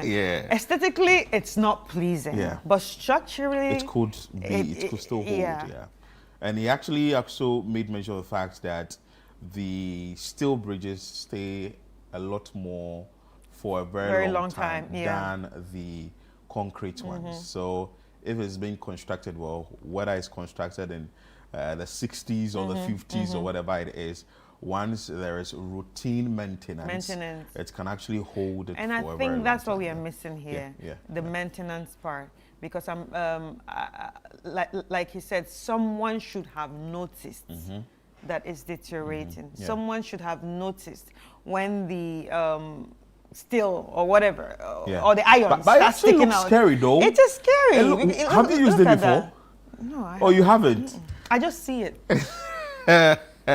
For me, I was actually using it, and I've used it a lot because I go to Banana Inn, Latabia Koshi when I was young. So we moved from Odoko. Okay, I think I've used it at a younger age before. Okay, so you moved from that place, and it was actually very interesting because this place you would find your watch there. Everything, your glasses. And you know that once you get onto the bridge, you are getting something, you're buying something. But it's actually not safe. I think the engineer actually spoken about the fact that people were also selling on the street. But I like the fact that he said that the air, or even the air, and the fact that the rails that have been done, having spaces within it helps for the air moving from one side to the other. You wouldn't want to have the bridge actually moving down when there's a storm. So basically, there's a science to everything that is built. Do you understand? But you see, as laymen, we don't know. And we do our own thing. But I think also the AMA, they're supposed to know these things. You understand? I feel like they are supposed to know. They're supposed to know this. There's supposed to be an engineer that works with them. You might not be a road engineer, but there's at least someone there should know the basics. Do you understand? Or the sciences of all this. Because I don't think it's fair that when all this is built, you still find a way to go and hang a billboard around there. Yeah. Blocking, you know, the air. The from air, moving you one know. place to the other, and also actually having a toll on the bridge. But I think that the plan that the AMA has put in place, well, we are allaying your fears, people who are using it from what the engineering point of view. It can actually be worked on, looking at how the aesthetics is. It doesn't mean that it's out of use, but we are also going to keep our eyes on it to ensure that whatever the AMA is going to do to ensure that, or the urban roads engineers will do to ensure that this bridge comes back to life, will be done, because it looks like 50% of it is actually dead, and it has to be resurrected. And the resurrection comes with some sort of maintenance or renovation work that will be done. But we do not want to have any issue of maybe a calamity or a disaster happening here. So it has to be done immediately, so that people who are actually selling beneath it and would have to be relocated, like what Michael Pakwalote has done, the AMA boss, asking traders in Accra to move back or moving them from one place to the other and all that. You would want to get the traders beneath this particular bridge off that place so that they wouldn't have their lives at risk. And I don't even know how safe it is for you to be selling under a bridge where you know that vehicles are actually plying the place every now and then. The vehicle can actually hit it and you don't know what is happening to you beneath it. Like what happened at Jawulu, for instance. That bridge is still like that as we speak. So please and please again, some work is being done about it. But within 6 to 9 months, that means it's going to create some sort of gridlock and all that. But we still keep our eyes on that and be furnishing you with the needed information so that if you are going around that place, you know what you're supposed to do as a pedestrian or somebody who is going there to buy something within that area. But from one structure to another, yes, so what has to do with road. Chris, let's go there. Well, we are heading to Ayamfuri right now, and Ayamfuri is in the central region, yeah? And there's been a very sad situation where medical personnel are actually, you know, complaining about the kind of conditions that people are coming on with, and they are attributing it to the nature of the roads. We actually have a report on this. Let's check out this report, and when we come back, we'll have a serious conversation on this issue. The stretch is one of Ghana's most busy highways, connecting the central to the Ashanti, Western and Western North regions. However, it remains in a very poor state, particularly the section that connects Ayanfre to Dunkawanofe. The stretch is bumpy and dusty and becomes slippery when it rains. Travel time has been increased beyond bearable measures, and both commercial and private vehicle owners feeling the brunt of rampant changing of parts. Your problem was so papa, abako. Bosha de bebre yentiminka. Shese teaching work class muchradie. Over ponen in futru. Doctor war hospital. Now wa yekuma. Over ponen in futru. I say I am free Ghana. Say your Africa so Togo. I am free Benya Jibise, I am free swimming pool. A quan porters in Suta Netium, I'm a cast. I do a buy the motor riders no. Kata Bonpa, and I'm foot to Owners of both commercial and private facilities closer to the highway have been heavily affected. Some businesses have even been shut due to unbearable dust. My store crowd when them foot to it means them crown maton there, many big cramancola, Ako school. Ya brepa foot on the Sraban. On chain and measure and fruit queen. Now, yes, idea. Obatias and foot to Kumima. In foot rope, the Achina will be a store, Abacas, Yachadan, Yatu war. And your mama, when you know, Bassa, up a pound will be better, the Acrobacas, if you are winning. Foot on the dorsal. Who's in your ma? We in foot to now, but not quite a crowd, not say a cry. At the Ayamfre Senior High School, which is closer to the highway, enrollment has been significantly affected. This is how the windows of the school building are covered with dust. Now, apart from its implication on the building as well as the health on both students and teachers, the school's enrollment has also been heavily affected since many parents wouldn't want to bring their children here. We are also learning that teachers who are posted to the school mostly deny postings, and even if they do accept, would seek transfer in just a few days later. Apart from eye infections, residents report other forms of ailments believed to have been caused by the dust emitted from the stretch. How are they my Cassipa? You know, I say, foot on a woman, may be a crab crown. I'm hockey coming. Yeah, I know. Yeah, them, me, the road, as a matter of fact, has gotten a lot of negative effects on us. In fact, even when you sleep, by the time you wake up, you caught a cold. There was a guy who was suffering from asthma, and we tried helping, but he couldn't. So the guy has to take transfer and be moved from here because of the nature of the road. At the I Am Free Pentecost Hospital, officials report rampant recording of infections caused by the dust. Management says the facility itself is also being affected by the dust. The dusty nature of the road is such that every day we have to clean. It makes it very inconvenient to live with. And given that we have a lot of patients who are admitted here, we get a lot of nosocomial infections, which means that if a patient comes in with malaria, the patient might leave with upper respiratory tract infection, which we have to treat, and it is an extra cost to both the patient and the facility. Assembly member for the area says residents are disappointed over the failure of political leadership to honor promises to construct the road. NDC first coming. Omo about Kwanyo MPP by the first term, second term. The Biano contractor about Kwan so or Yajumani drew Babia now was signed a Jajumana go. NDC so Abadia Nanka. At least we initiate program here from big push. Near here him say big push, you know. You bet me about I am free to call in account. But Yamodino up till now, Yantel, in fact, you push ya, but you not my papa bia and free at my home. Speaking to Channel One News, the Member of Parliament for Upper Dentra West, Rudolph Amwakunjampa, called on government to pay urgent attention to the road to improve transportation and mitigate health hazards. After the elections, we realized that they were not coming back. I spoke with the rules minister in connection to that, and I even filed a question on the floor of parliament to seek the minister's view on this route. And I have always been pleading with the minister to come to this route. And you see the way the man is even talking about. It's something which is worrying all the district, all the drivers and everybody.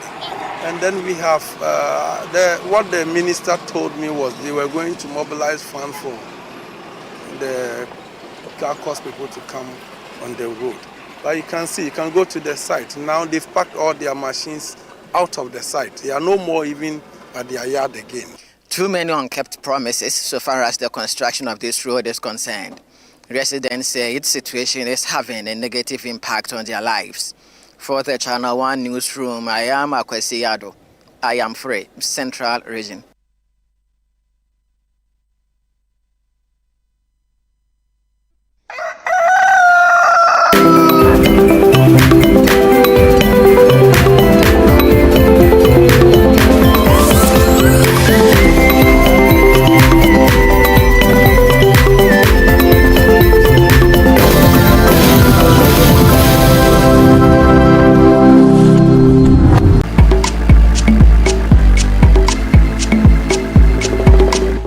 We're not making banku. We're not making kokunte. We're just stripping it all the way down to one of my favorite things, a sweet dessert. She is a very distinguished human being, a woman being. Please, round of applause for Abba as she comes in. Thank you, thank you. You know, the flour is white, the salt and the sugar and so on and so forth. And the white and the milk will talk about just the purity of our hearts. And we're making what kind of cake? We're gonna make a vanilla cake. So there's a measuring cup, or you can use any cup of yours in the house to measure. So the same cup of margarine goes the same cup of flour. and then goes with the same cup of sugar. All the time. But then if it's you can use the same cup of sugar.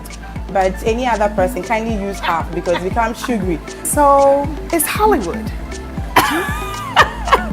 It's Hollywood. Like it or not, I always Hollywood. wanted to go to Hollywood. You always hear this is where the movies are being made.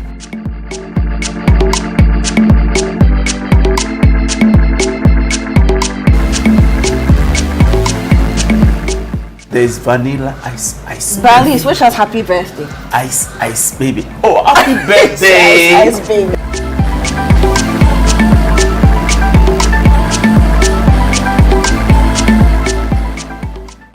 What's Cooking is brought to you by Tasty Tom and Rich Tomato Mix. Over Kakra, na yibibre. Welcome to The Point of View. This is your favorite current affairs show here on Channel 1 Television. On The Point of View, we pick the right topics, get the right guests, and ask them relevant questions on issues that matter to you. With the complexities of the issues happening around us on a daily basis, it's the hard-hitting conversations and the probing questions of The Point of View. So what is the Public Account Committee's job? So what we do is to scrutinize, clarify, and find out why certain infractions have been made. What do these IMF programs try to do? The current program is for budget support. Okay. There are no projects attached. That teases apart the twisted entanglements of politics and governance, as well as religious and social discourse. The Point of View brings you the policymakers and duty bearers and drills down to the very bottom of issues. What authority do you have? The Point of View airs every Monday and Wednesday at 9 p.m. only on Channel 1 TV.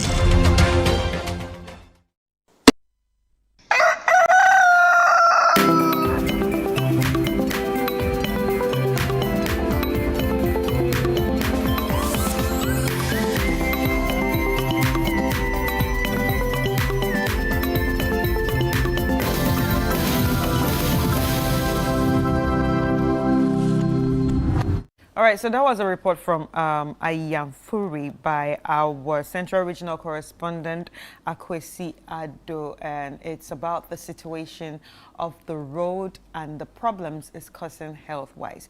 So we actually have him on the phone right now. Let's get talking, and then we will get to lock some of these problems and understand what is really happening here. Hi, Akwesi.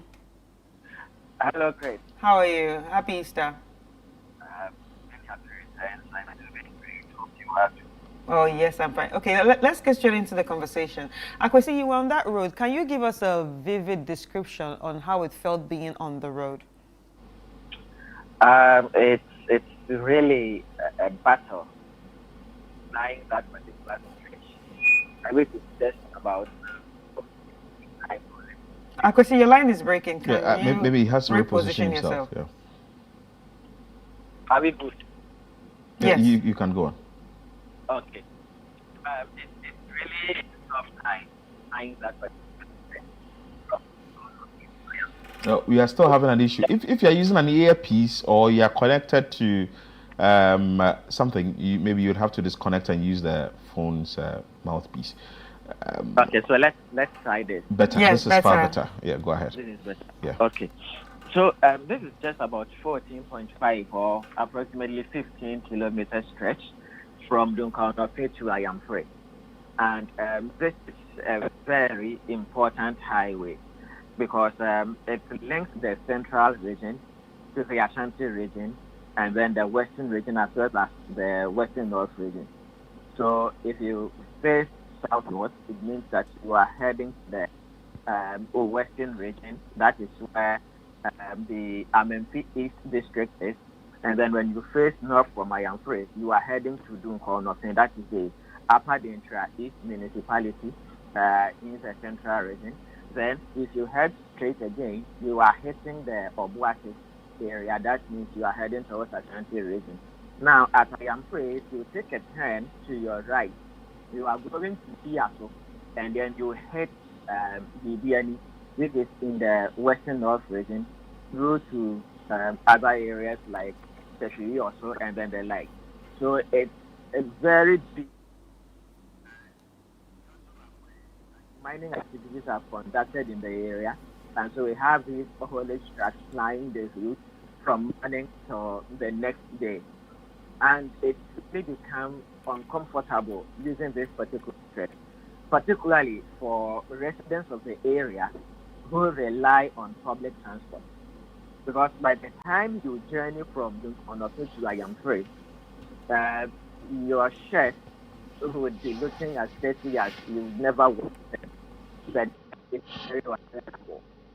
And the way your body would be shaking and the vibrations of the vehicle is also unbearable. And so it's become very difficult for people to use this road. This journey should take you less than, let me say, 20 or 30 minutes to drive. But in some instances, especially when it's raining, it can take you about 45 minutes for you to journey from Ayamfrey to Dunkanofin. And after the West constituency or district we're speaking about, do not have very, robust health system. So what it means is that when emergency health situations arise, we would have to carry patients from the Upper Dentra West District to Upper Dentra East, that is Dunkanofin. Because the major health facility in Upper Dentra West or Ayamfrey is the Pentecost Hospital, which is being operational under the tax. And so it's really difficult for the people. Imagine carrying a sick patient from Subing Apabus to and that Subing Apabus we are losing you a bit, so maybe maybe you go back to where you were standing so that we can have the line better. It's not getting any better. Maybe we can reconnect to him as well, so that we see how best we can have a conversation with him. He's talking to us about the Ayamfrey to Dunkanofin road, and the road is very dusty. Very dusty. A 15-kilometer stretch, ideally, he says, could take you about 20 minutes to drive on. It's taking you more than that. And this road actually connects to different regions, the Western region, the Ashanti region, and other regions as well. So it tells you that it's a very, very important road that has to be fixed. We had a conversation with him earlier whether there is a contractor on it yet. What he told us that the contractor is out of sight. I'm sure that the roads ministry will take attention of this. But you see, you don't know how you would be in a public transport moving from one place, that is Ayamfrey, to Dunkanofin, and you're wearing white. And by the time you get there, your attire is no more white, but it's either going to be off-white or it's going to be brown. But anyway, Akwesi is back online. Akwesi, so continue from where you left off. You were telling us about the situation of the road and other individuals who are bearing the brunt of the deplorable nature of the road. Yes, so it becomes more critical when you have to start a patient from the area to Dunkanofin where there is a major hospital or a major health facility. Because in Ayamfrey, the first health facility is the Pentecost Hospital, which is being operationalized under tax. And this is the facility that does not have all the higher facilities to cater for patients. And so it's really, really a very tough time for the people in the area. And their main concern is the fact that successive governments have all attempted to do something about the road, starting from the Professor Mills era, where contractor was sent to construct a particular road, and yet the construction work was never completed. In 2016, under General Mahama, a similar incident occurred. And then there's the SIFTC administration, the previous administration also attempted to construct the road. In fact, prior to the 2024 general elections, there was a contractor who was working busily on the road. But right after the election, the contractor had his tools and then he left site, and he hasn't returned yet. And so the people hope that with the big push coming, government is going to consider and then have the contractor return to site. And yet, when the number of projects that will be constructed under the big push were announced, they found that the Ayamfrey Dunkanofin road was never mentioned. And so the people are really disappointed, and they feel as though they are being left behind so far as the development of this country is concerned. Wow. So as we speak now, also in your report, we saw schools along the stretch bearing the brunt of the dust. Tell us about that and what the heads of these schools are actually doing, or whether there's a plan to either put I really don't know what the end product should be, that the road should be fixed. But how is this affecting the students in these schools along the stretch?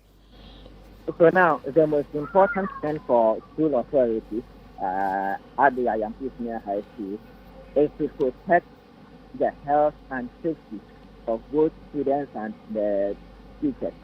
And so they've made it a policy that once you come on campus, you should be in a nose mask. Okay. It's compulsory, because they realize most of these students or the teachers were getting infected. They were acquiring upper respiratory infection. And so there was the need to protect the students. For the actual building, there is nothing they can do about it. They would paint the building, and then within a few weeks' time, it will become this. In fact, I entered into the offices, and it was really a messy situation. It looked as though they had never cleaned the place, but they had cleaned the place in the morning and mid-morning after the time you got there. Now, the assistant headmaster of the school is a native of Accra. I entered into the room that has been offered him as accommodation. And in fact, it wasn't a palatable meal. And the man was really worried, because imagine moving someone from Accra to Ayampu to serve as an assistant headmaster at Senior High School. And then his room is always packed. And so he is not even able to, beautify his room. And he will have to live in this uncomfortable situation. It's really something that is unbearable. And then just the opposite side of the Ayampu Senior High School, we have the principal's and the patient goes out with different ailments.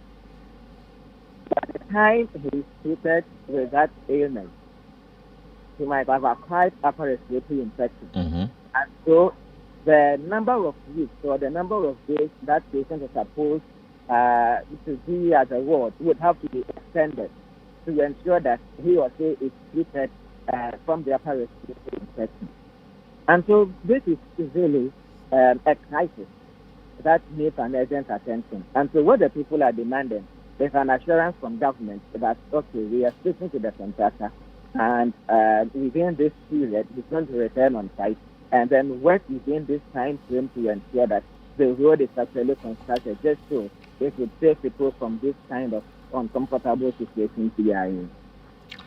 Akwesi, thank you so much for your time, and keep monitoring activities for us there.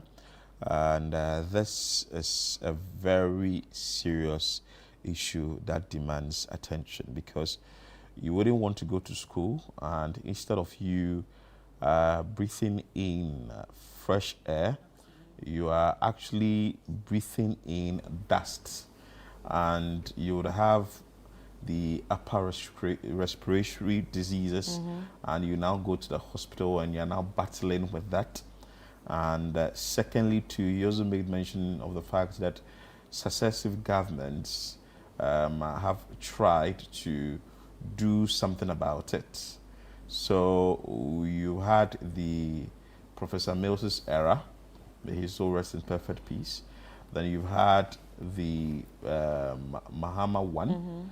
Then you had the President Akufo-Addo, then now President Mahama as well. So if something has to be done about this road, it has to be immediate, because even though we are seeing the dusty nature during the dry season, that means it's going to be very muddy. Yes, like during the rainy season. Yeah, like one of the the pedestrians said, or one of the person we interviewed said that it becomes a swimming pool on the road. Yeah, they have an Ayamfuri Ayamfuri swimming pool on the road. So something has to be done about it. But fortunately, we have the Member of Parliament for Upper Dentra West, Rudolph Amwako Jampa, who is actually joining us. Good morning, sir. Morning, my brother. Happy Easter, happy Easter, happy Easter. Oh, yeah. Many happy returns. First of all, I want to find out from you, what is the update on this particular road, Ayamfuru to Donkwa or Nofing? Is there any plan for it to be fully constructed?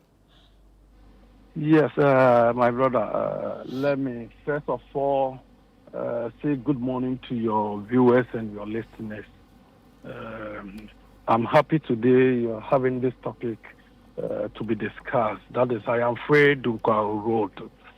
In fact, I think this road was awarded to Gakos Company Limited around April 2023. Initially, it was under Cocoa Road. We're looking at the road. The road is an intracity connecting. That is, it links from Takoradi to Kumasi, and then Bebiani to Kumasi, and then Cape Coast, Donkwa Nofing to Ayamfuru.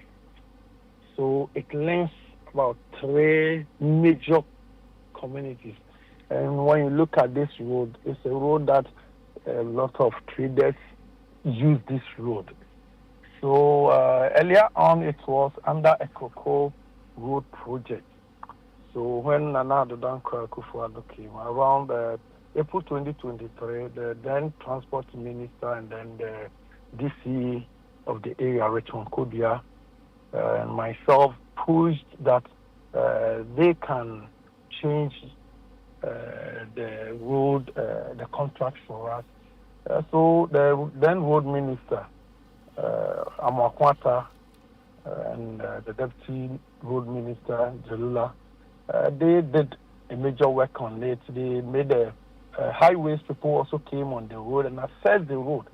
So indeed, they later changed it to a highway project, and then they came on it 23rd April to do the final soft cutting. They awarded the contract to Gakos Company Limited.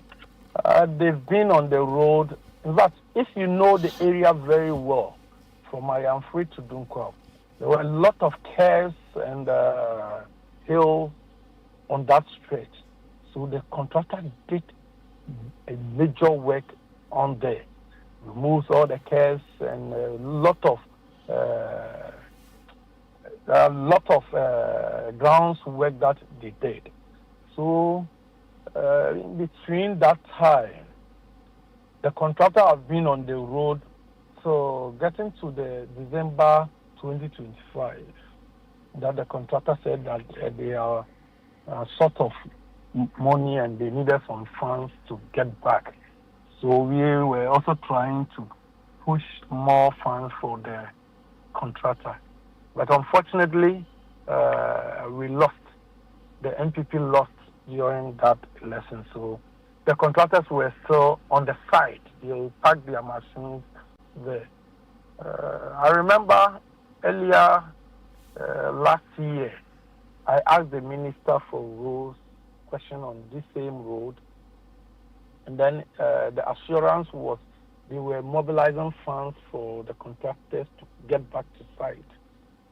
But as we speak, now the machines are not even on site. They have packed all their machines and everything out of the site. And that is something worrying to the people of Upper Denkyira West. And now the work that was done previously, now even when you come there, it's so devastating that you cannot even talk about it. It is west, and the people are really suffering on the road. So that is what I can tell you, that for now, the contractors are not on site. So now that the contractors are not on site, I'm sure maybe it has to be brought to the attention of the sector ministry, that is the Roads and Highways Ministry. As the Member of Parliament for the area, have you done that? And if so, have you seen any of the authorities come to the place by way of road inspection? Yes, I've gone to the minister on 2-3 occasions, and he keeps on promising me that they are going to come back.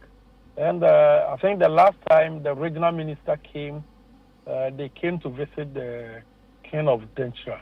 That is, or therefore, Buampunsim, the 4th. And I remember the regional minister promised that they were putting it under the Big Push project. But when you look at the Big Push project that they published, me myself as a member of parliament, I've not seen it in it.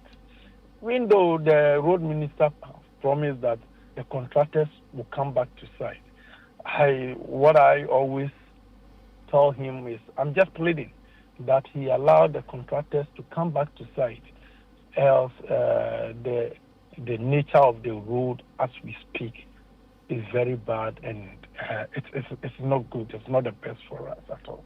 So from 2023 to 2025, until the contractors left site, as the member of parliament, can you tell us what work they really did? Did they construct drains? What work did they do that actually on the road before moving off the site?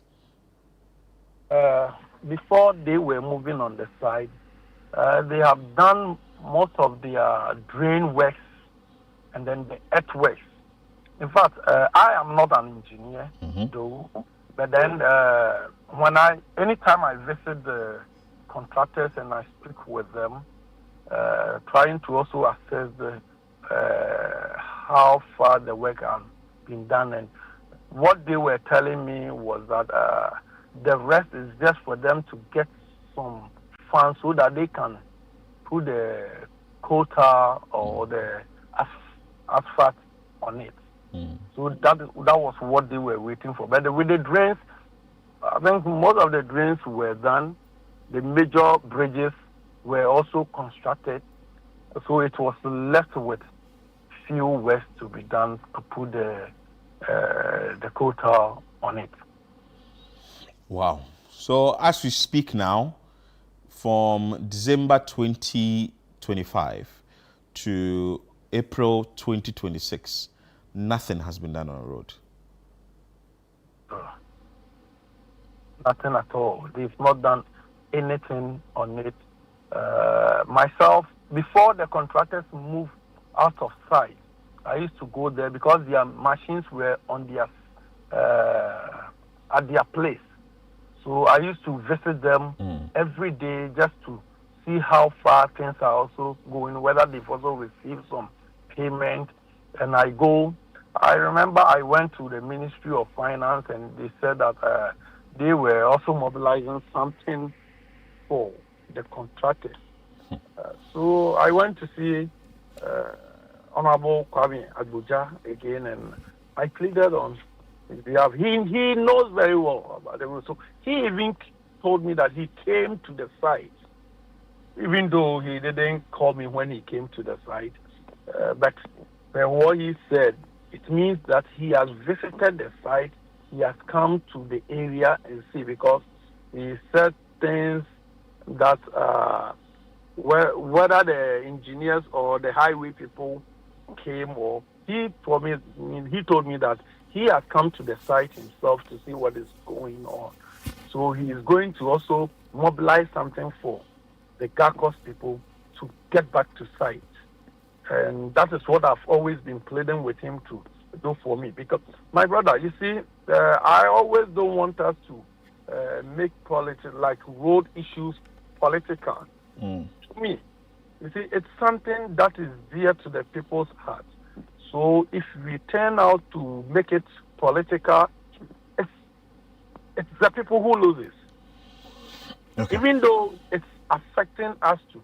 But the major people, the masses, everybody from Obuasi, if you are going to Takoradi, the same road you use.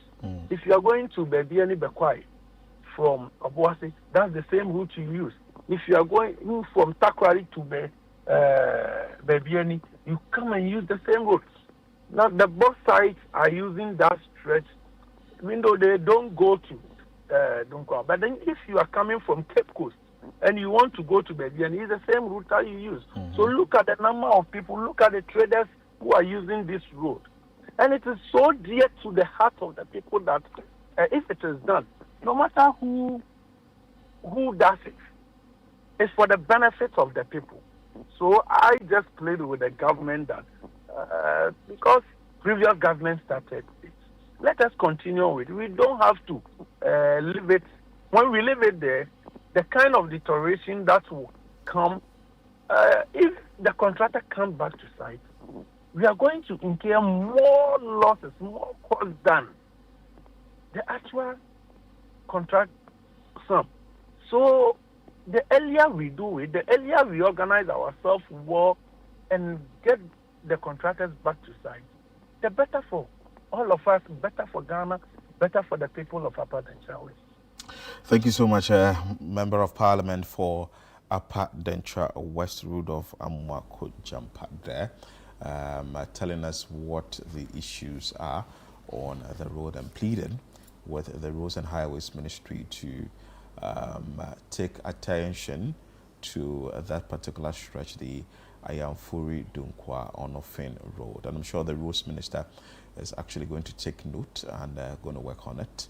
And also residents or individuals who use that stretch will soon heave a sigh of relief. You're still watching Breakfast Daily here on Channel One TV. We'll take a quick break. When we come back, we have more for you.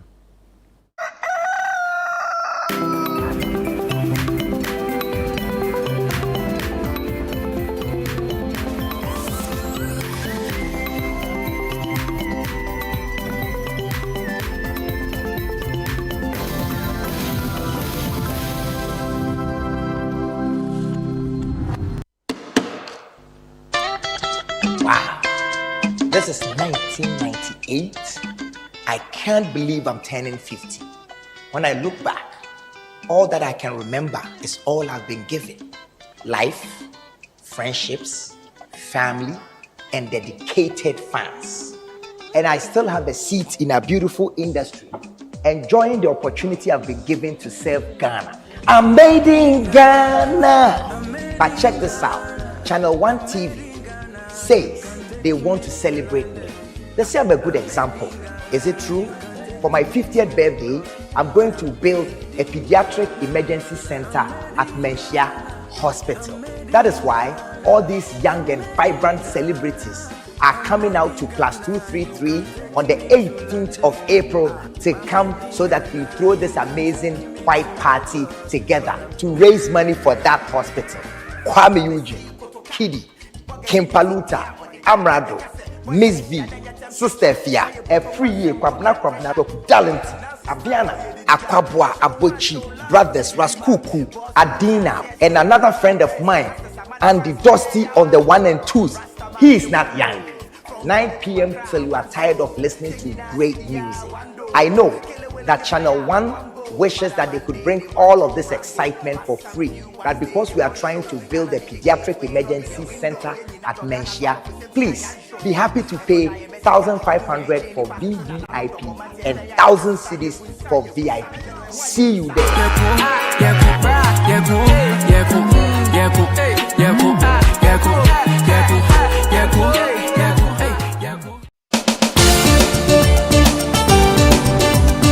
In a nation full of questions, where truth often hides behind noise, one show dares to ask what truly matters face to face. With fearless clarity and a quest for accountability, host Umaru Sanda Amadou sits down with the movers and shakers of politics, governance, society, and business, confronting the issues that define our national conversation. Yes, I am Umaru Sanda Amadou. This is Face to Face, and you're welcome. I say very often on the floor of Parliament that when we were in government, we got some things right, we got some things wrong. Are you still planning to go to Parliament, or you want to look at National Party office position? No, I'll be going back to Parliament. There's an unfinished business which I need to do. Sports has 3 legs: development, management, and promotion. Disintegration is extreme. We do not wish that even on your worst enemy. Every Tuesday at 9 p.m., join Umaru Sanda Amadou on Face to Face as he digs deeper, challenges power, and reveals the stories shaping Ghana's future. only on Channel One TV.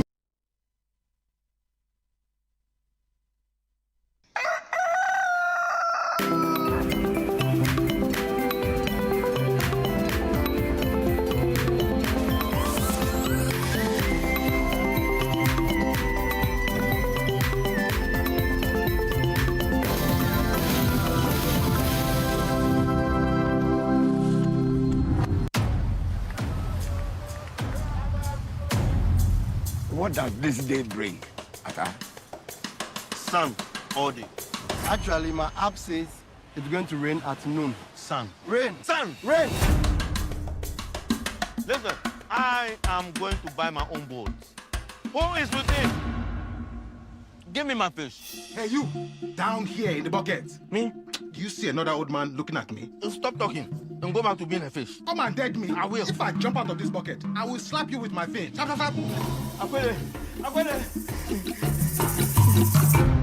You have to stroke it, then poke it. You want to join? Yes. Do I get a wish? No. You just talk. I'm sorry. Is that not like cool enough for you? He would like to apply for a loan. We can only consider a 3-year payback plan. You think I will die in 3 years? No. Oh, she paused. Papa. That fish is very rare. How much? Priceless. I need a message first. The message is eat me. We are screwed. Trust me, gambling is like swimming. It's in my DNA. Where is school? I miss his Jesus fish. One thing about being a Olu is we always value the ones we love. Wow. So, one trip to Accra, and the man has become a poet. Shut up! What are you doing? It's like texting my ex, I love her, and then block her because God said to confuse the enemy. You don't even have an ex. All right, welcome back, guys. If you're just watching, that was an excerpt of a movie called Fisherman. But before we talk about the movie, when it comes to movies, there's a very important role that a lot of people forget, and that is casting. Casting is the invisible art of, shaping and bringing the right people that will bring the movies or the story to life. And in studio with us is our personality of the day.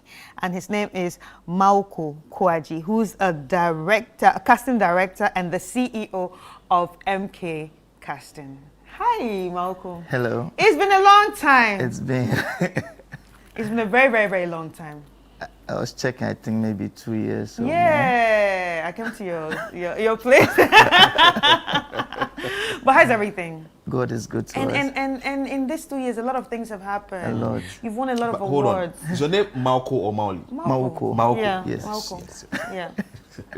So a lot of things have changed, and then you've won awards, you've gone far, and I see your name in places. I'm like, hey, my friend.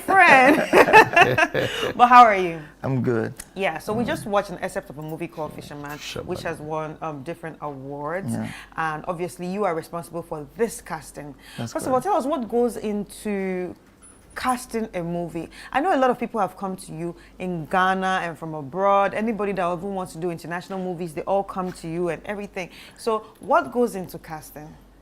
Well, first thing I would say that casting is very spiritual because you have to actually enter into a different realm to try to find the right people to match the characters being looked for. And Fisherman is a perfect example because we actually auditioned a lot of people for the role of the lead actor, which is Ricky, for the Fisherman, Ataoko. And then I reached out to Ricky to come and audition.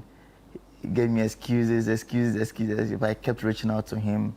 And then when he finally came to the office, I put him on tape. I showed the director. He was the right person. Oh, wow. So you have to be very patient, very tolerant, and see beyond what everyone will say. Right. Can it be very, very difficult sometimes?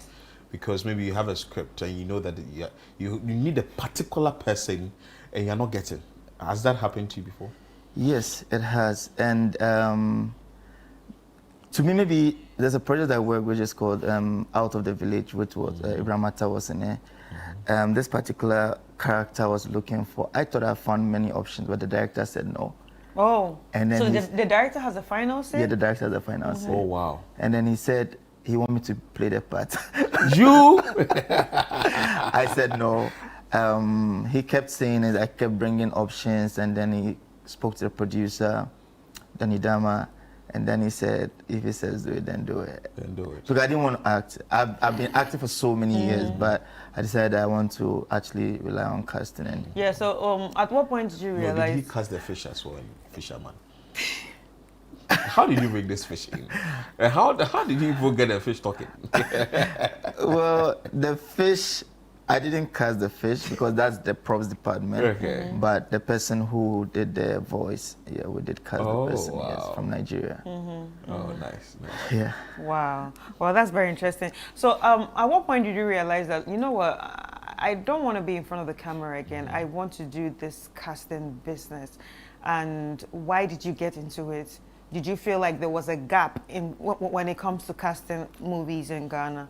Yeah, so I've been acting since childhood. I did Mary and Joseph in Sunday school, acted in junior high school, and then when I went to senior high school, Raleigh Senior High School, I started the first drama group in the school.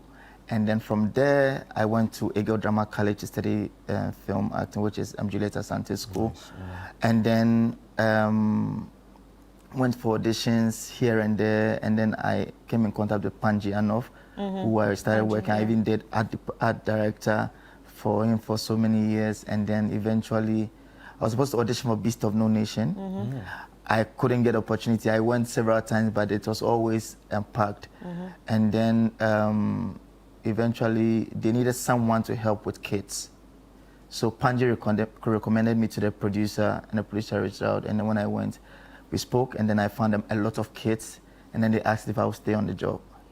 So that's how I started casting from Beast of No Nation, and then from there I decided that is where I want to be. Relax. So Beast of No Nation, you identified those people? I worked as a casting associate. Okay, yeah. So, but you didn't, Abraham Atta, you didn't, right? I did all those kids. Oh, so you identified Abraham Atta? I was part of the team that. Where did you find that boy? Asherman. Asherman? Yes, sir. Wow. Shaman to the world. And Striker. Also, the beach. Yeah. No, so how do you say it's spiritual, I agreed. So, no, you go around and you know that this person can fit in this role, or this person can fit in this role, or you monitor them for some time. No, when we see someone, like if I see, like I can ask you, would you want to act if you get the opportunity? If you say yes, you open up to me. Like when you go to church and the pastor says, lift up your hands. Yeah. And you open up your spirit to the pastor so they can assess you. It's the same thing. Once you say yes, then... So yes, I want to act. What will okay. What will then I'm currently not working anything that fits you. Okay. Then once you say yes, I have you at the back of my mind. When I'm working on something, I'll think about you. Oh, beautiful, yeah. Beautiful. So since Beast of No Nation, I decided that I also saw the vacuum because there was no one dedicated to casting. Yeah, and then since for the past 10 years, I've been doing casting. And you see, it's not just that you've been doing casting. You've been doing casting for big jobs. So how do they realize that? Okay, look, it's MK Casting we need to go to. Is it word of mouth? I think also I've built a credibility of brand also for the past year. I work in different parts of Africa, not just Ghana. Done casting in Tanzania, Uganda, Nigeria. I work at different parts, and also like when people are looking for casting directors, basically go to IMDb to see casting directors. Yes, and I think we've built for some time. Right, talking about IMDb, how important is IMDb for anyone in the film industry? Because, you know, I used to be there, and then one day I just Googled myself and I have an IMDb. I was like, wow, I do have an IMDb. So how important is it? It's important because every project that is shooting at either pre-production stage or even scripting stage, you can actually upload your project. But if you need to be a pro to upload your project, and that's how come you'll find your name or find the name of the cast or the crew on IMDb. It's very important. That is the Internet Movie Database. It's international, so That's where they normally find us. Let's talk about your awards. And you had a great welcome. Ghana welcomed you when you traveled and went to do something great, and then you came back with this. So let's talk about these awards. What are these awards for? So this one, the first one, I did the casting for the NFL Super Bowl commercial. Yeah, that big one. Yes, I did the casting. Oh, you did the casting for that too? Yes, please. Wow. The NFL Super Bowl, the one they shot in Ghana. Yes. The one they run around the market. Exactly. Oh, you did that? Yes. And I'm also a member of Casting Society of America, and also a member of International Casting Directors Association. Okay.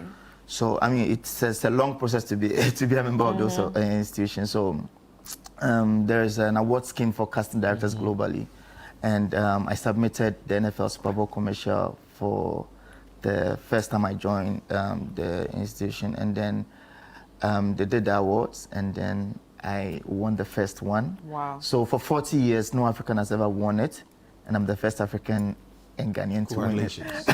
Thank you. That's why there was a big welcome at the airport. And then this one, The Fisherman, also this year, I submitted The Fisherman in the international film category. Yeah. And then it went against top films like a film from Japan, another film from Germany. I think one of those films actually went to the Oscars. But God be so good, The Fisherman also picked it up again. So back to back, first African. Congratulations. Wow. It pays, right?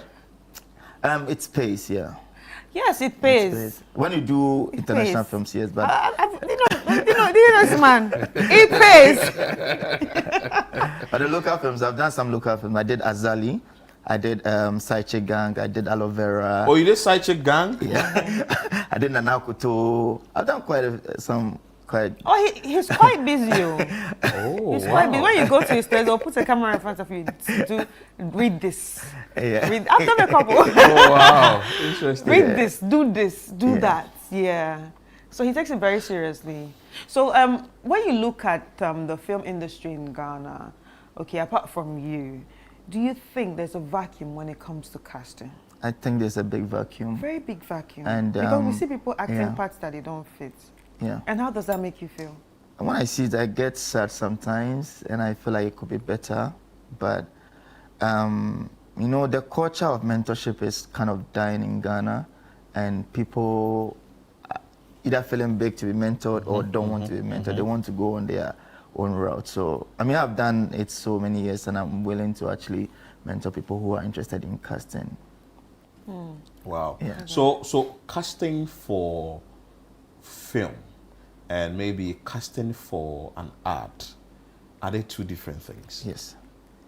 Tell us about that. So when you are casting for art, the elements you use are different, especially when it comes to looks. When it comes to art, it's more of beauty, things that attract. Okay. But film, it's more authentic than commercial. So you rather go for people who are really, really authentic than.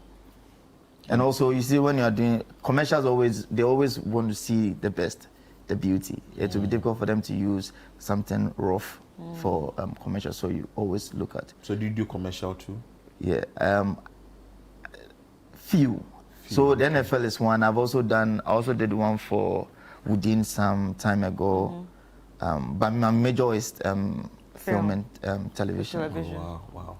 And this Fisherman movie, where can one get it to watch? I think they're still premiering. It's currently premiering in East Africa. Oh, okay. And then from there, it's going to come to Nigeria. The first time it premiered was in Venice. It's the first time a Ghanaian film has premiered there. Wow. And it's got premiered here, and then it's premiering in, it won so many awards. Yeah, I can see it's picking up awards. And the picture quality was very good. Yeah, I can see it's picking up a lot of awards. Yeah. Wow. Yeah. Wow. Wow. But how many Ghanaians do you have in there, in that movie? I think all the actors are Ghanaians. All of them? Yeah. Yeah, except the fish. all the actors. Isn't the fish to a Ghanaian? Okay, yeah, the fish is a Ghanaian, but the voice is a Nigerian American comedian. Oh, yeah. nice. And then I think everybody. But for me also, this award, what it means is not just a personal achievement. I see it as a statement for African creatives, so that it doesn't matter where you are. Once you are doing good work, you can also be recognized on the global stage. So we should keep just pushing and keep doing the right things, and then we should compete at the highest level. Yeah, and there's actually something that you also do. We're not talking about what he also does. He does this casting thing for Africa. Yeah, African Monologue Challenge. African Monologue Challenge for actors. You see, I told you this man is really busy. He's been doing a lot. Yeah, where he brings a lot of actors all over Africa, and then he gives them a challenge. Yeah, how's that going? So it's going very well. The season 1 we did it in Ghana, so it's open to creatives in Africa. And what we do is that, I mean, we came to the realization that we need to also open doors for young creatives, young actors, or even established actors, because there are actors that are good, but they are not known on the global stage. So what we do is that we do this 1-minute monologue challenge where people submit across Africa and the diaspora. And then once they submit, we narrow it down to the final 50. We do evictions online for about 8 months. And after the 8 months, now we have the final 10. We bring them to the host nation. So we get their government to also sponsor them by flights to bring them. So the first one, we brought everyone to Ghana, host them for a month. We do culture exchange, take them on a tour to the country, and then after that we do the grand finale, which happened at the National Theatre, and then the winner was from Uganda, meaning the winner gets to host the next one.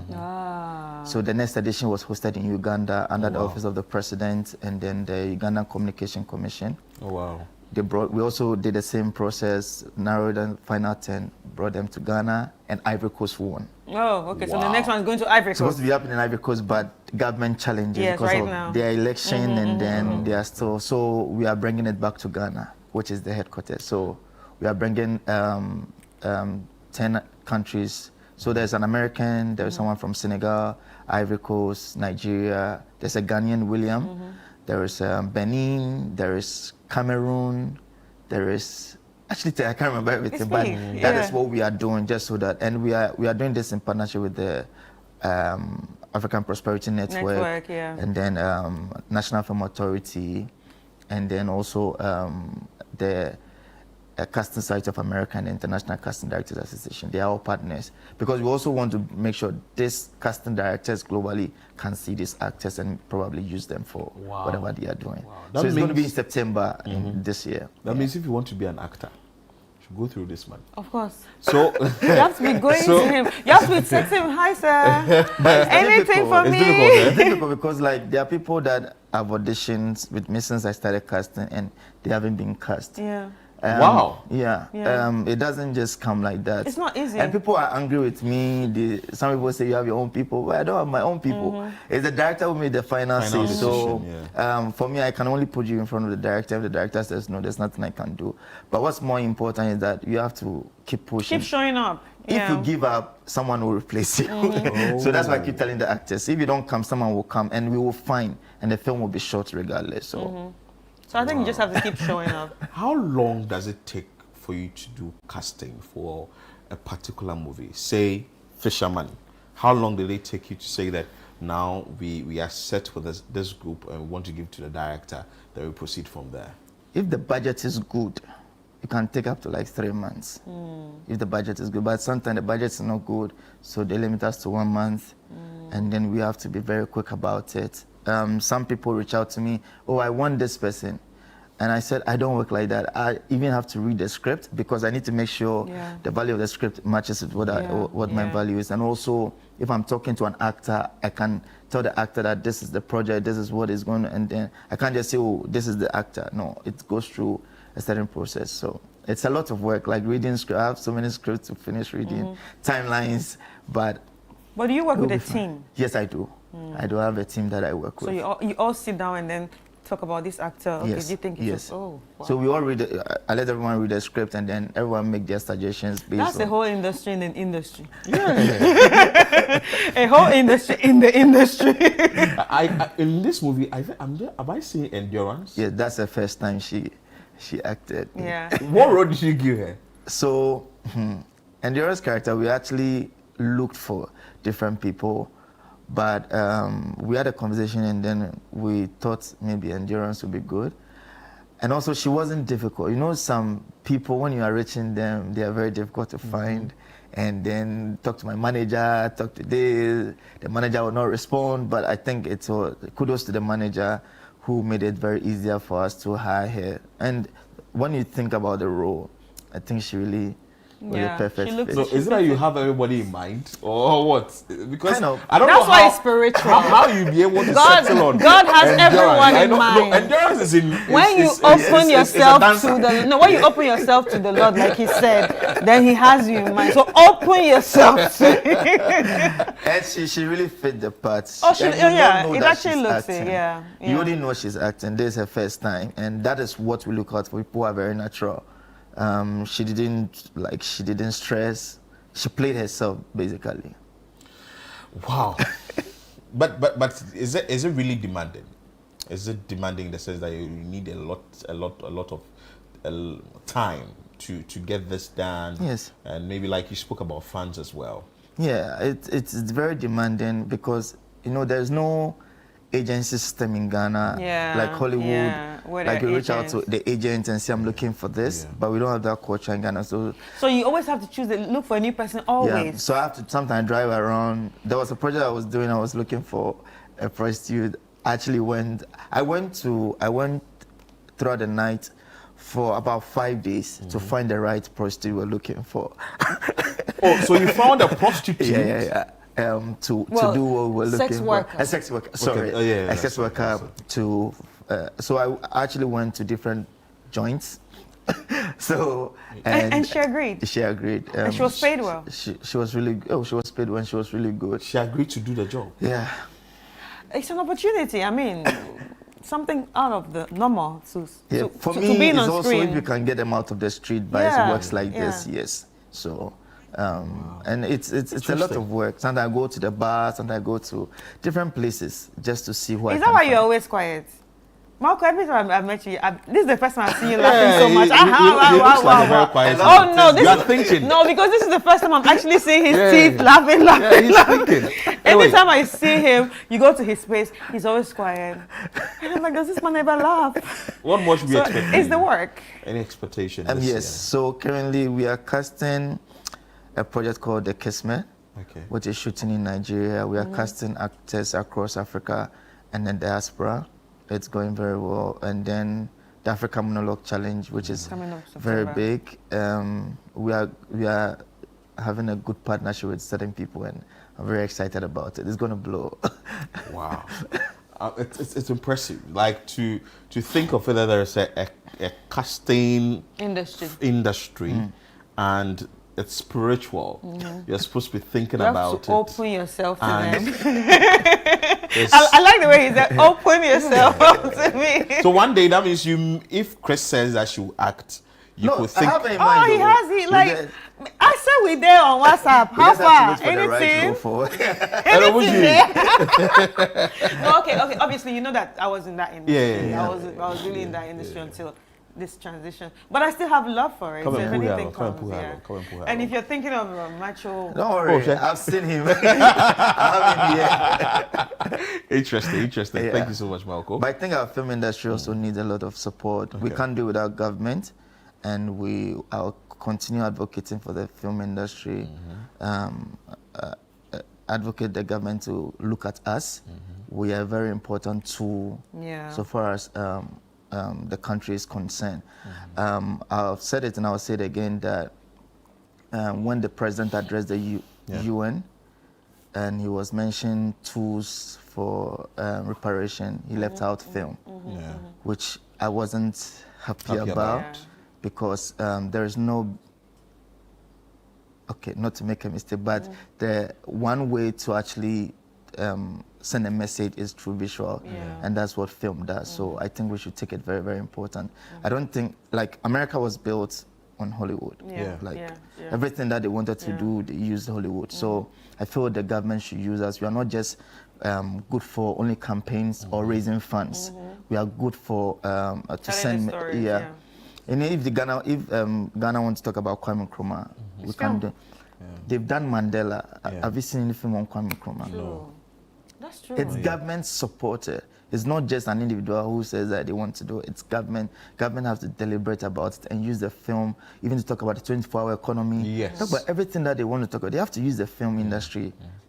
And we also have to get the film industry. We also have to get serious. Yeah. Because when the president calls us, what do we say? Do we have an industry? Yes, we do. Yes. What's the name? It's Ghana Film Industry. Okay. And then we have a film authority, National Film Authority. So is it vibrant? It is. Yeah, I think the National Film Authority have been really trying when it comes to. But is the industry vibrant? But they need to do more. We don't have to be afraid. We have to be very pushy. Because the way we have Nollywood, and maybe we have Bollywood, we have Hollywood. I don't think that Ghana has something like that. We have Ghana Film. It started. Okay. It started. That was a Gollywood, right? Gollywood, yeah. But our industry is known as Ghana Film. Okay, Ghana Gollywood and all those things are coming in between. And I know they wanted to change the name at a point to Gollywood, Black Star Films, all this, but it didn't work. So I think we should just stick to Ghana Film. That's our industry, whether we like it or not. And we need government support to make it become better. Beautiful. They are trying. They gave us 20 million. But it can be better. Yeah, I mean, this has been a very interesting conversation, and has also shown that there are so many spots in the industry that a lot of people are not tapping in, because everybody probably wants to be in front of the camera or in charge of the camera. But there's also a vacant space called the casting industry. So if you want mentorship, I think you should reach out to Malco, because he said he's open to that. If you want to get into anything like casting, you should reach out to him. But how can people reach out to you? Type my name on social media, you find me. Or just look out for MK Casting. And then you can find my number is public. Oh, wow. Okay. All right, so it's been a great conversation. Once more, congratulations on your Atios Awards, being the first African to actually win this award. It's a great deal for Africa, and it's a great deal for Ghana too. So well done. More grace to your elbows. Thank you. Ladies and gentlemen, we've been speaking to Malco Kwadji, who's a casting director and CEO of MK Casting. Let's take a quick break and we will be right back.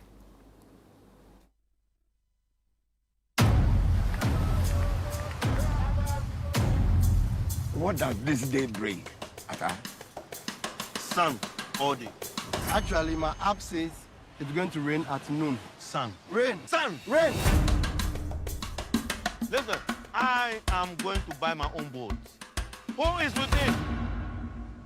Give me my fish. Hey, you, down here in the bucket. Me? Do you see another old man looking at me? Stop talking and go back to being a fish. Come and dead me. I will. If I jump out of this bucket, I will slap you with my fin. Slap, slap, slap. You have to stroke it, then poke it. You want to join? Yes. Do I get a wish? No. You just talk. I'm sorry. Is that not cool enough for you? He would like to apply for a loan. We can only consider a 3-year payback plan. You think I will die in 3 years? No. Oh, she paused. Papa. That fish is very rare. How much? Priceless. I need a message first. The message is, eat me. We are screwed. Trust me, gambling is like swimming. It's in my DNA. Where is Kobe? I miss his Jesus fish. One thing about being Olu is we always value the ones we love. Wow. So, one trip to Accra, and the man has become a poet. Shut up. What are you doing? It's like texting my ex, I love her, and then block her because God said to confuse the enemy. You don't even have an ex.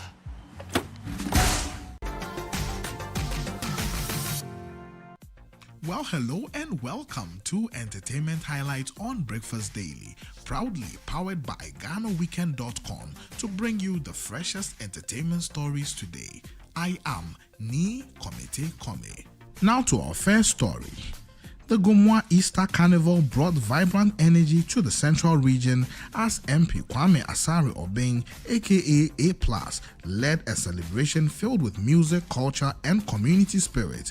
Now, the multi-day event featured bonfire night, performances from folk group Kwampa, and lively jama sessions by the University of Ghana Vandals, alongside rich displays of Ghanaian creativity and tradition, including Bobobo dancing. A standout fashion showcase saw personalities like Abeku Santana and Kwame Asare Obeng hit the runway, highlighting local designers. Top-tier performances from Shatta Wale, Sarkodie, Kofi Kenata, Sister Ifia, Keche, and Sefa kept fans entertained, with Shatta Wale closing the show with a powerful finale. The carnival continues to position Gomoa as a rising hotspot for cultural tourism, with anticipation already building for the next edition. Now to our next highlight. American rapper Chingy delivered a thrilling performance at the Rhythms and Branch Easter edition, marking his first ever appearance in Ghana. Now, the event was hosted at the Polo Beach Club, and the event attracted a vibrant mix of local and international patrons, all coming together for a nostalgic celebration of 90s and 2000s R&B and hip-hop. The night opened with crowd favorite hits from Usher and Chris Brown, setting the tone for an energetic experience. Chingy took center stage with back-to-back hits as the crowd sang along and fully embraced the vibe. The Easter edition once again reinforced Rhythms and Branch as the go-to lifestyle event, with anticipation already building for the next experience. Now to our third highlight. Ghanaian media personality and two-time Guinness World Record contender Ifua Asantewaa Edun has officially confirmed the end of her marriage, bringing clarity to days of intense public speculation. Once admired as one of Ghana's notable lovebirds, Ifua Asantewaa and her partner had often been celebrated for their public displays of affection and strong bond. However, what initially appeared online like an April Fool's Day joke quickly spiraled into widespread speculation, dominating social media conversations and leaving many uncertain about the true state of their relationship. Taken to Instagram, Ifua Asantewaa addressed the rumors, confirming that the marriage has indeed come to an end. Her statement comes after days of viral discussions, putting to rest what many had hoped was merely a hoax. While she kept details of the separation private, the announcement marks a significant and emotional shift for the public figure whose personal journey has often resonated with many Ghanaians. The development has since triggered an outpouring of reactions online, with fans expressing shock, support, and well wishes as she navigates this new chapter of her life. Now to our fourth highlight. Ghana's creative industry is set for a defining breakthrough as music stars Amore and Sarkodie make their acting debut in the upcoming HBO and BBC series First Day on Earth. The project, created by acclaimed British Ghanaian filmmaker and actress Michaela Coel, represents more than just a casting announcement. It marks a pivotal moment that could reshape global perceptions of Ghana's film and television industry. Now, in what is being hailed as a major crossover, the two music icons join an impressive lineup of Ghanaian screen talent, including Jocelyn Dumas, Sister Deborah, Ajete Anan, Akofa Ejiani, Rosalind Ingiza, and Akrobeto. This powerful ensemble underscores the depth of Ghanaian talent now being spotlighted on an international stage. As the heart of this project is Michaela Coel, whose global reputation for bold, authentic storytelling brings bold credibility and attention to the production. Michaela's involvement alone elevates the First Day on Earth into a high-impact cultural export, positioning Ghana not just as a backdrop, but as a central voice in global storytelling. And that's a wrap on today's entertainment highlights on Breakfast Daily, proudly powered by GhanaWeekend.com. Now you know we've got you covered. From the hottest music releases to exclusive celebrity updates, stay tuned, stay connected, and keep your finger on the pulse of the world's entertainment. For more stories, behind-the-scenes content, and the latest updates, visit GhanaWeekend.com. Until next time, keep enjoying the vibes. I am Ni Komete Kome. So log on to GhanaWeekend.com for more entertainment stories. And for now, let's move straight into the trends. And I'm sure you know what is happening. A lot of things are happening across the country. It's the Easter season, and people are going to Kwewu, others are going to Volta region, others are going to Gomwa, and all that. But there have been some interesting excepts from some of the areas. For instance, you go to the Gomwa Fest where A+ is leading the charge. We had some interesting artists going there. Sarkodie was there. We had Ifia, was it Ifua rather? Sister Ifia. Yes, Sister Ifia was there. And we also had Sharawale. And you know, Sharawale, everywhere he goes, he will do something. He's got to leave a statement. Let's check out what statement he left and what is bringing a lot of conversation on social media. Let's bring you that one. What did I make?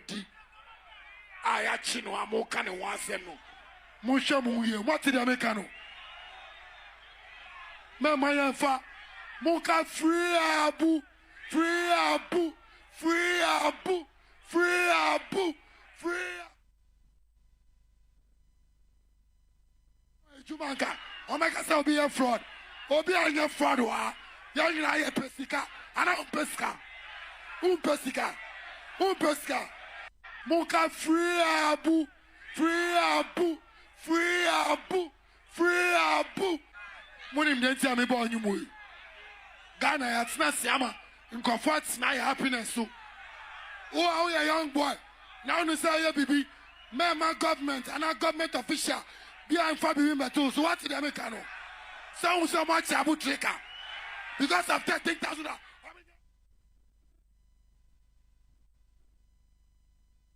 More, you know.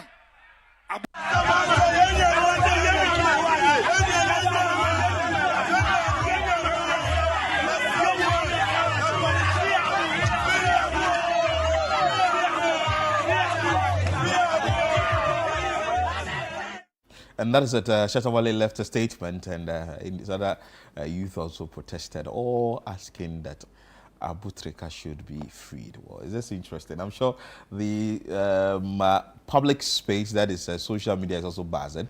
Let's bring you what they are saying there concerning this particular statement made by Sharawale, and also some youth asking that the needful should be done. Free Abu Trika. Let's bring you the comments. If we have some comments on this, let's share with you quickly. Comment Abu right now. Other comment, free Abu Trika indeed. Okay, you say, man always stand for the street hustlers. That's Sharawale for you, of course. It won't be that easy. And actually, I didn't want them to talk about this. I actually didn't want Sharawale to actually talk about the Abu Trika issue. Anyway, let's move to the next one. But Shatapa, we take this. Should all armed robbers be released from prison? I mean, they engage in robbery because there are no jobs. You are asking. There's another comment too. He's a king of the street for a reason. Love the support he gives to his fans. Well, that's it. Sharawale is making that statement. We just brought you here. That is a comment of his own, and everything is to Sharawale and also the youth that they are actually sharing their sentiment when it comes to Abu Trika's issue. It's in court, so we didn't really want to talk much about it here on the show. Anyway, so that was the trends, and another one has to do with the Black Stars football, and some not less than 70 days the World Cup will start.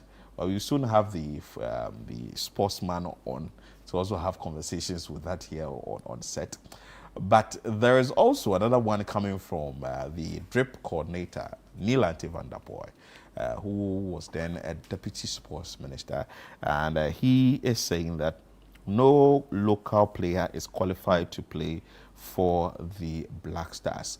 Let's bring you exactly what he said. Meanwhile, we will try and bring in the sports guy so that we can kick off from that place. This Interco in Kumasi. The Interco in Kumasi. That girl is called Gaza. Gaza. And, look, so that is what we need to do. We've seen the potential. So we are taking him to a much more environment where she will have all the logistics and these things to build herself. That's what we must do with our football. Look, we can also say get players. When I hear that thing, sometimes I laugh. Local players. Ball in your jar. Hansen Kotoko. Coast players say ball in your jar. No, Ben. You mean to say that we should not be discussing infusing this team with local players? At all. Look, who are the local players? The standard is bad. Who are they? Mention 3 players who are qualified enough from the local league to play in the Black Stars. I beg you. I beg you. Even Benjamin Asari is a problem. You understand? He's the best, though. We say he's the best goalkeeper in the whole country. But even he lacks so many things. Last time our match with Austria, with Germany, he came out twice, and all those situations were disasters. This Interco in Kumasi. The Interco in Kumasi. That girl is called Gaza. Gaza. And, look, so that is what we need to do. We've seen the potential. So we are taking him to a much more environment where she will have all the logistics and these things to build herself. That's what we must do with our football. Look, we can also say get players. When I hear that thing, sometimes I laugh. Local players. Ball in your jar. Hansen Kotoko. Coast players say ball in your jar. No, Ben. You mean to say that we should not be discussing infusing this team with local players? At all. Look, who are the local players? The standard is bad. Who are they? Mention 3 players who are qualified enough from the local league to play in the Black Stars. I beg you. I beg you. Even Benjamin Asari is a problem. You understand? He's the best, though. We say he's the best goalkeeper in the whole country. But even he lacks so many things. Last time our match with Austria, with Germany, he came out twice, and all those situations were disasters. That is Neelante van der Poel for you. He says that no local player qualifies. But anyway, let's that's a very sad thing. Yeah. I really don't know why he would say that. Yeah. I really don't know why he would say that. We're looking down at our... But anyway, maybe the sports guys will understand why he said that, then we'll explain to us further. We have Gabi Milito, Gabi Ofer, joining us actually to actually have a conversation on that. Gabi, what's up? Adeku, you good? Charlie, happy Easter. Same to you, bro. Happy Easter. Charlie, Neelante van der Poel says that no local player qualifies to be... Is it the Black Stars or the World Cup? The Black Stars. The Black Stars. Yeah. You concur. I understand his submission, but I disagree. Okay. Yeah, I disagree in this. And okay, so before, let me even give you the issue about the local players. When it comes to opportunities that they've got in the national team, their failures or not living up to expectation in the national team is actually well documented. If you want to take it all the way back to like 2018, since people started clamoring for their inclusion in the national team, they don't really step up. They don't really perform. They feel like you can actually see the disparity when it comes to quality. So when you're playing on international stage, I mean, there was one local player who was called into the Black Stars. Okay. Fatal Mohamed. At the time, he was Heart of Oak's captain. He made a statement that they went to play a game at the FNB Stadium in Johannesburg. And then when he came back and granted an interview, he said something like, the stadium was very big, was very large. This was an empty stadium. In other sense, he felt very... intimidated? Intimidated by the standard of the stadium and was not able to play. So you can understand where he is coming from. And where he is coming from, I think it makes sense. But if you say that there is no, I don't think that we've tried all the local players into the Black Stars. Yeah. You can look at that player I mentioned, Fatah Mohamed, and then the same Hearts of Oak, they had another player in Daniel Fiyebanye. We took him to the Qatar World Cup, I believe. He didn't get much chance. There was another player played for Great Olympics, Maxwell Barkon. We took him to the World Cup. He didn't get enough chances to play. And so you can understand that in as much as people have clamored for their inclusion into the Black Stars, when they come, they fail to deliver. So that has to do with the quality in the league that we have here. And then the players we are calling from, let's say, England, Spain, into the national team, because they are exposed to modern facilities. But so would you say in our part, we don't have that. So it's a lack of exposure. Yeah, it's a lack of exposure because, look, take a player like, let's say, let's swap Fiyebanye and Antoine Semenyo. If Antoine Semenyo is playing the Ghana Premier League, I don't think any of the technical handlers or the Black Stars will look at him and call him to the national team. Why? Because it's the local league. And everybody has this perception about the local league that it's not of high standard. It is actually there, it's true. Because when you look at the local league and you are comparing to what we see in the European world, you can actually tell with the quality. There's a huge gap. So it just has to do with the exposure and all of that. And I think the local players themselves, I don't want to say local players, the home-based players themselves have not given themselves a good auditioning when it gets to the Black Stars. Because every local player that has been in the Black Stars, you cannot pinpoint a single player that has gone into the national team and say that, okay, I have gone to man this particular sport. The Black Stars is actually struggling with players who are very good with the lateral. So like our right back and our left back. There are lots of right backs and left backs in the local league, but I'm not sure the technical handlers will look at the local league and say, okay, let's give slots to some of the local players or some of the home-based players in the local league because of the past history of players that they've called into the national team that have failed to deliver. You get it? So you can understand where Neil Ante van der Poel is coming from. He made an example with Benjamin Asare, which is true. That game he played against Germany, when he started in that game, he came out on 2 occasions. He fumbled with the ball. And they were comparing him with, at the time, Samir J, Olele, and all those local players who were playing for the Black Stars at the time. Now, in 2006 to 2000 and, let's say, 2010, anybody who watched the local league could actually tell with the quality. It has dipped. The quality in the local league now is not like what you can compare to 2010 or 2006 when we went to our first World Cup. So you can understand where he's coming from. But if he wants to generalize it and say that we don't have any single, I don't think we've tried all the players in the local league, especially with the various positions we have, players playing in the local league. Yes, you can understand that he's making a point for players that we've called into the national team in the past who have come and not delivered. And another thing with them too is that anytime they come to the national team and they get, let's say, a move outside of Ghana, when they go to that particular league, so Fiyebanye is an example. He left Hearts of Oak and went to FC Zurich in Switzerland. He failed to even amass 10 appearances for FC Zurich. Oh, wow. Yes. And the reports that came from Switzerland was that he lacked the basic training in football. And this is a player who was... But we saw him as the best here. Good. And this is a player who was, at the time when he left when he left Hearts of Oak to Zurich, was 25 years old. And for a footballer, if you are 25 years old, you've reached almost like your peak. From 25 to like 29, you are peaking at the right time.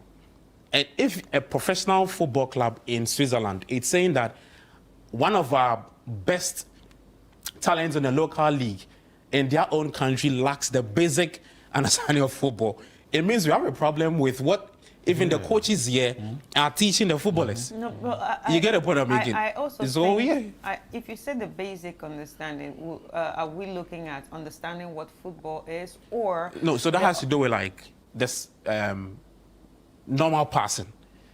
I mean, you can when you speak to a coach, right? There's a certain way they expect a player to pass the ball, especially looking at the closeness of who he's giving the ball to. So if you're passing the ball in a certain way and it's not done in an appropriate way, it means that you've not been taught well. And now the coach who has to deal with professional footballers every day now has to take you into the training of what you give to a cold footballer, a juvenile footballer, somebody who is now growing. He's past that level. He doesn't have time to now come and teach you how to run through cones. So the thing we say, like, they chop first for some school inside. Then you move good. That's a perfect. School, and you're chopping last. And everyone is like, so you get a point I'm making. So I understand Van der Poel so well, but I don't like the fact that he would want to say, generalize it. Yeah. Okay, what he said is very arguable. So does that mean that we need to work on coaching? We need to work on, apart from coaching, we also need to give them more experiences, like them travel out more? Are we really doing our football thing like Buga Buga in this country? Yeah, we are. See, we had Fabio Gama. He was a Brazilian player. He came to play for Kumasi Asante Kotoko. He spent 2 or 3 seasons with Kotoko. And in that period, I think Kotoko won the league. Oh, wow. And then he left to Brazil. When he went to Brazil, he granted an interview and he said that when he came to Ghana, what he realized with the football we're doing here, a lot of it more was physical stuff. We're not so much involved into the tactical training. And so just like what you said, Buga Bugachi, Agbeshi, and all those things. Easy. And it's very true with our local league. When you watch it, the typical Ghanaian footballer, the first thing that comes into mind, even with what they do in the final third, the first thing that comes into mind is, in the final third, you need to have a certain composure to hit the ball at a certain pace to go past the goalkeeper. But the first thing that comes into his mind is to go for power. Pay attention to this thing that I've said. The first thing that will come to his mind is to go for power. And then normally when it happens so, the ball goes outside. They are unable to score. Semenyo used to have that. He has improved that way more better when playing under Pep, because he's going through the right systems. He's going through the right teachings under Pep. But when you watch our local players, the first thing that will come into mind is to always show strength first. Before shot. Even applying knowledge on the ball or the common sense to hit a ball in a certain way. Yeah. And it's something that runs through almost all of our local players. Is that what is making the job of the coaches very difficult? Now we will come to the search for a new coach for Ghana to the World Cup. Yeah. What we are seeing with the basics, is that what is making the work of the coaches very difficult? No, just a bit of it? With a national team, that's like the apex. I don't think that Otuado suffered that fate because he was dealing with professional footballers. Yeah. A large chunk of the players he assembled, now it's only Benjamin Asari who is the local player in that squad. But a large chunk of the players Otto called up since he came back to the national team in 2022 were players he called from the professional leagues. So those players are proper professionals. Pros. Yeah. So I don't think that was what actually worried us. What actually worried was he not being at that level everybody thought he would be. I think that when the GFA was appointing him and people said that he was a rookie, they thought maybe a lot of people did not like him as a manager. I thought that the right thing they could have started with when it comes to Otto's appointment was to give him the under-17s, the under-20s, and then he learns from there. Because when you look at Otto's body of work at Borussia Dortmund, he was a scout trainer, developing talent into Dortmund's first team setter.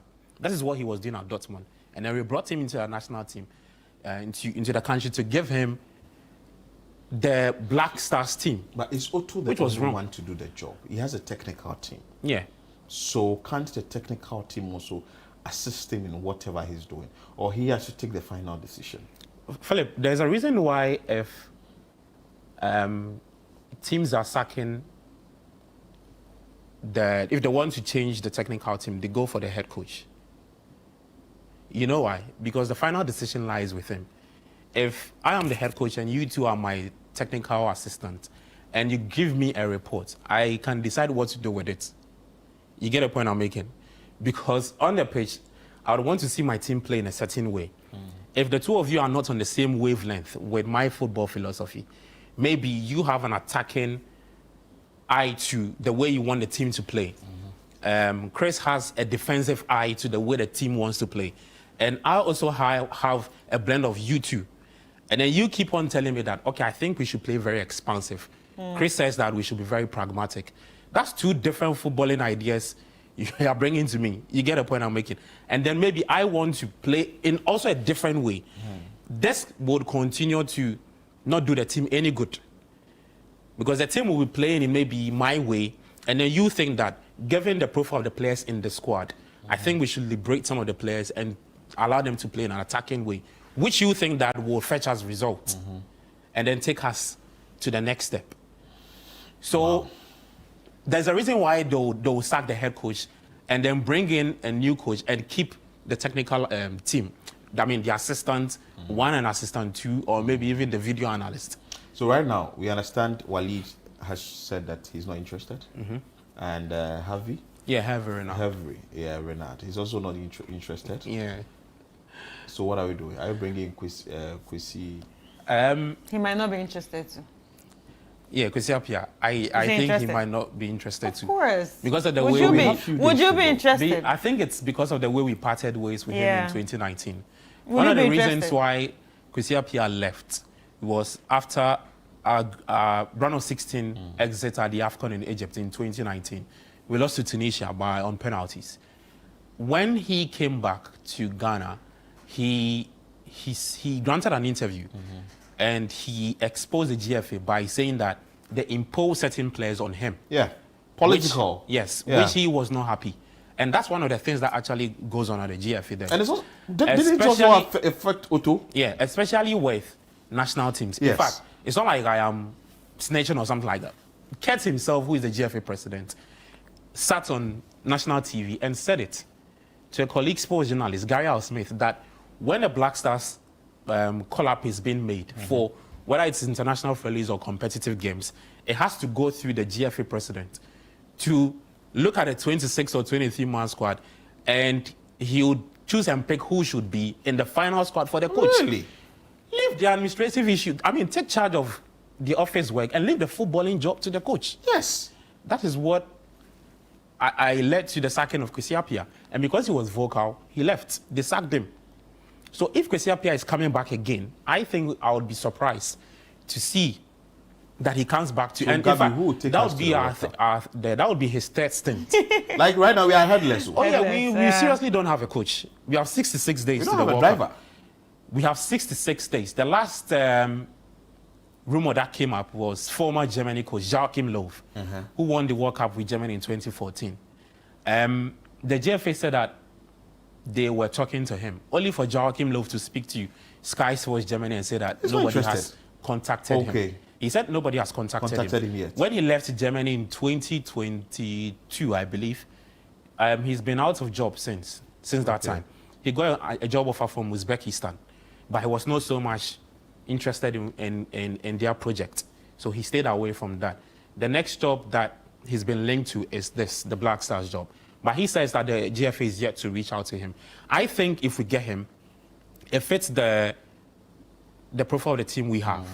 And you see, now, and I said this on Saturday to Jude, that a lot of the coaches will be interested in the job.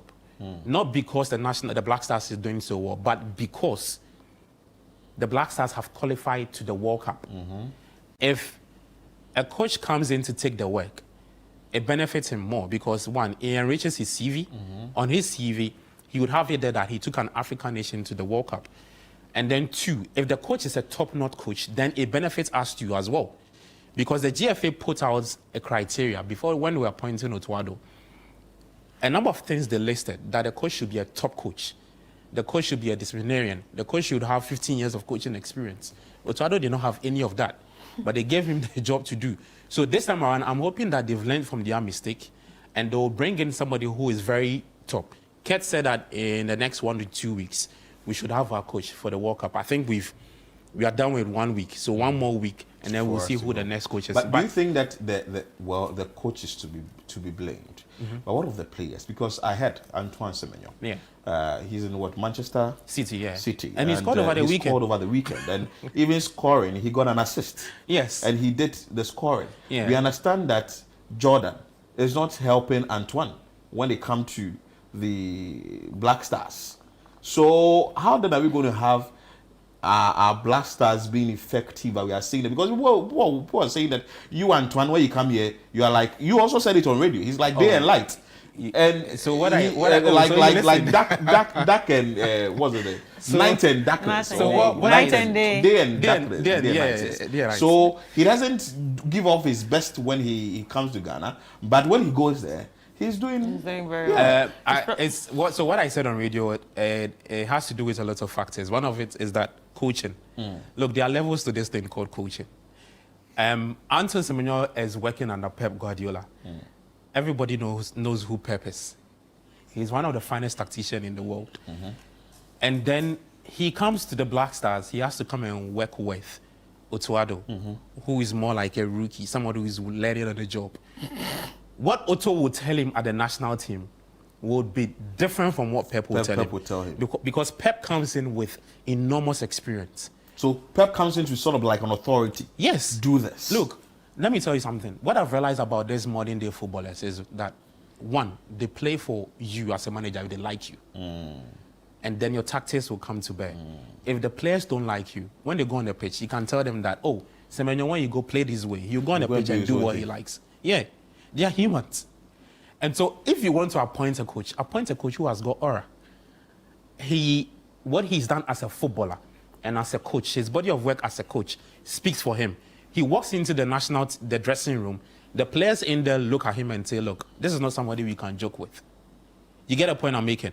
A perfect example is what we have here in Africa, in Hervé Renard. He's not African, he's French. But he's coached a lot of teams in Africa because he loves the African work. He's done Zambia, he's done Ivory Coast, he's done Angola, he's done Morocco. In fact, he's done some of the clubs in Africa. Why can't he come to He's won 2 AFCON titles with Ivory Coast and Zambia. If you appoint this man and he goes into the national team, he walks into the national team dressing room. He comes with some command. He comes with some command. Who are you to, excuse me, misbehave? In the dressing room, you get a point I'm making. And you see the national team. But why doesn't he want to come? He said he doesn't want it. Oh. Well, no, you see the thing. Saudi Arabia have also qualified for the World Cup, and they need it. And they want him to. Yeah, the timing is wrong. And the money there is big. Yeah, all your money. The timing is wrong. You get it. So I think that it has to do with your body of work, your aura, and all of that. And so with Semenyo's case, he will leave Ghana, go to Manchester City and go and score. And he's been managed well there. Good, because what Pep is telling him at City is way more different than what Otto is telling him. Not just with Semenyo. Ransford Koenigsdorfer, he was also a part of the team. He went and scored for Hamburg SV. And this thing is a recurring thing. Every time they come to the national team and they fail to perform, when they go to their clubs, they perform. So that means they have a better relationship with their coach. Good, and the players. Yes. And the players. Yes, and the players. And that's another thing too. That has to do with personnel. The quality Semenyo is playing with at City is different. Do you have Haaland in your team? No. Do you have Doku in your team? No. Do you have McGahey in your team? No. You have Benjamin Asare and you have Jiku, and I'm not denigrating them. No, but I'm saying that the quality in the national is Jordan. No, but apart from that, no, you see, I think apart from that, it's also the synergy. They should have a bit of synergy cohesion together. Do you understand? They don't stay for long. Yeah, and also the fact that they want to go and play. And also, without that, there's no teamwork. Yeah, there needs to be some kind of teamwork. And that's why with the national team, you can't afford to experiment with hiring and firing coaches because you don't have the luxury of time to, let's say next week you are playing Morocco. You assemble your coaches this week. The game is on Monday. How many days have you got? You've got like 3 days. 3 days. So you have to understand the profile of the players and play to their tune. I'll tell you a quick story. In 2008, when we appointed Avram Grant, okay, so I'll do the 2015 one. When we got to the finals of the AFCON and lost to Cote d'Ivoire on penalties, when Avram Grant walked into the dressing room, he looked at the players and he told the players one thing. He told them that, look, they should all come and tell him their strengths and weaknesses. This is a smart coach, because when he came in, I think he came on the back of sacking, the GFA had sacked somebody, so he didn't have enough time and was taking us to the AFCON. All the players walked to him and told him where they are good at. After listening to them, he went into the first game and did his own thing by playing a back three. And then we lost. Then after the game, the players walked to him again and told him that, Coach, we can't play the formation you want us to play because when we look at our strength, it doesn't fit the way you want us to play. Liberate us, put us at the positions we are comfortable with. Ghana went all the way into the finals, and we lost to Cote d'Ivoire on penalties. That was a smart coach, because he realized that it's the national team. And this is a coach who was coming on the back of he managing Chelsea.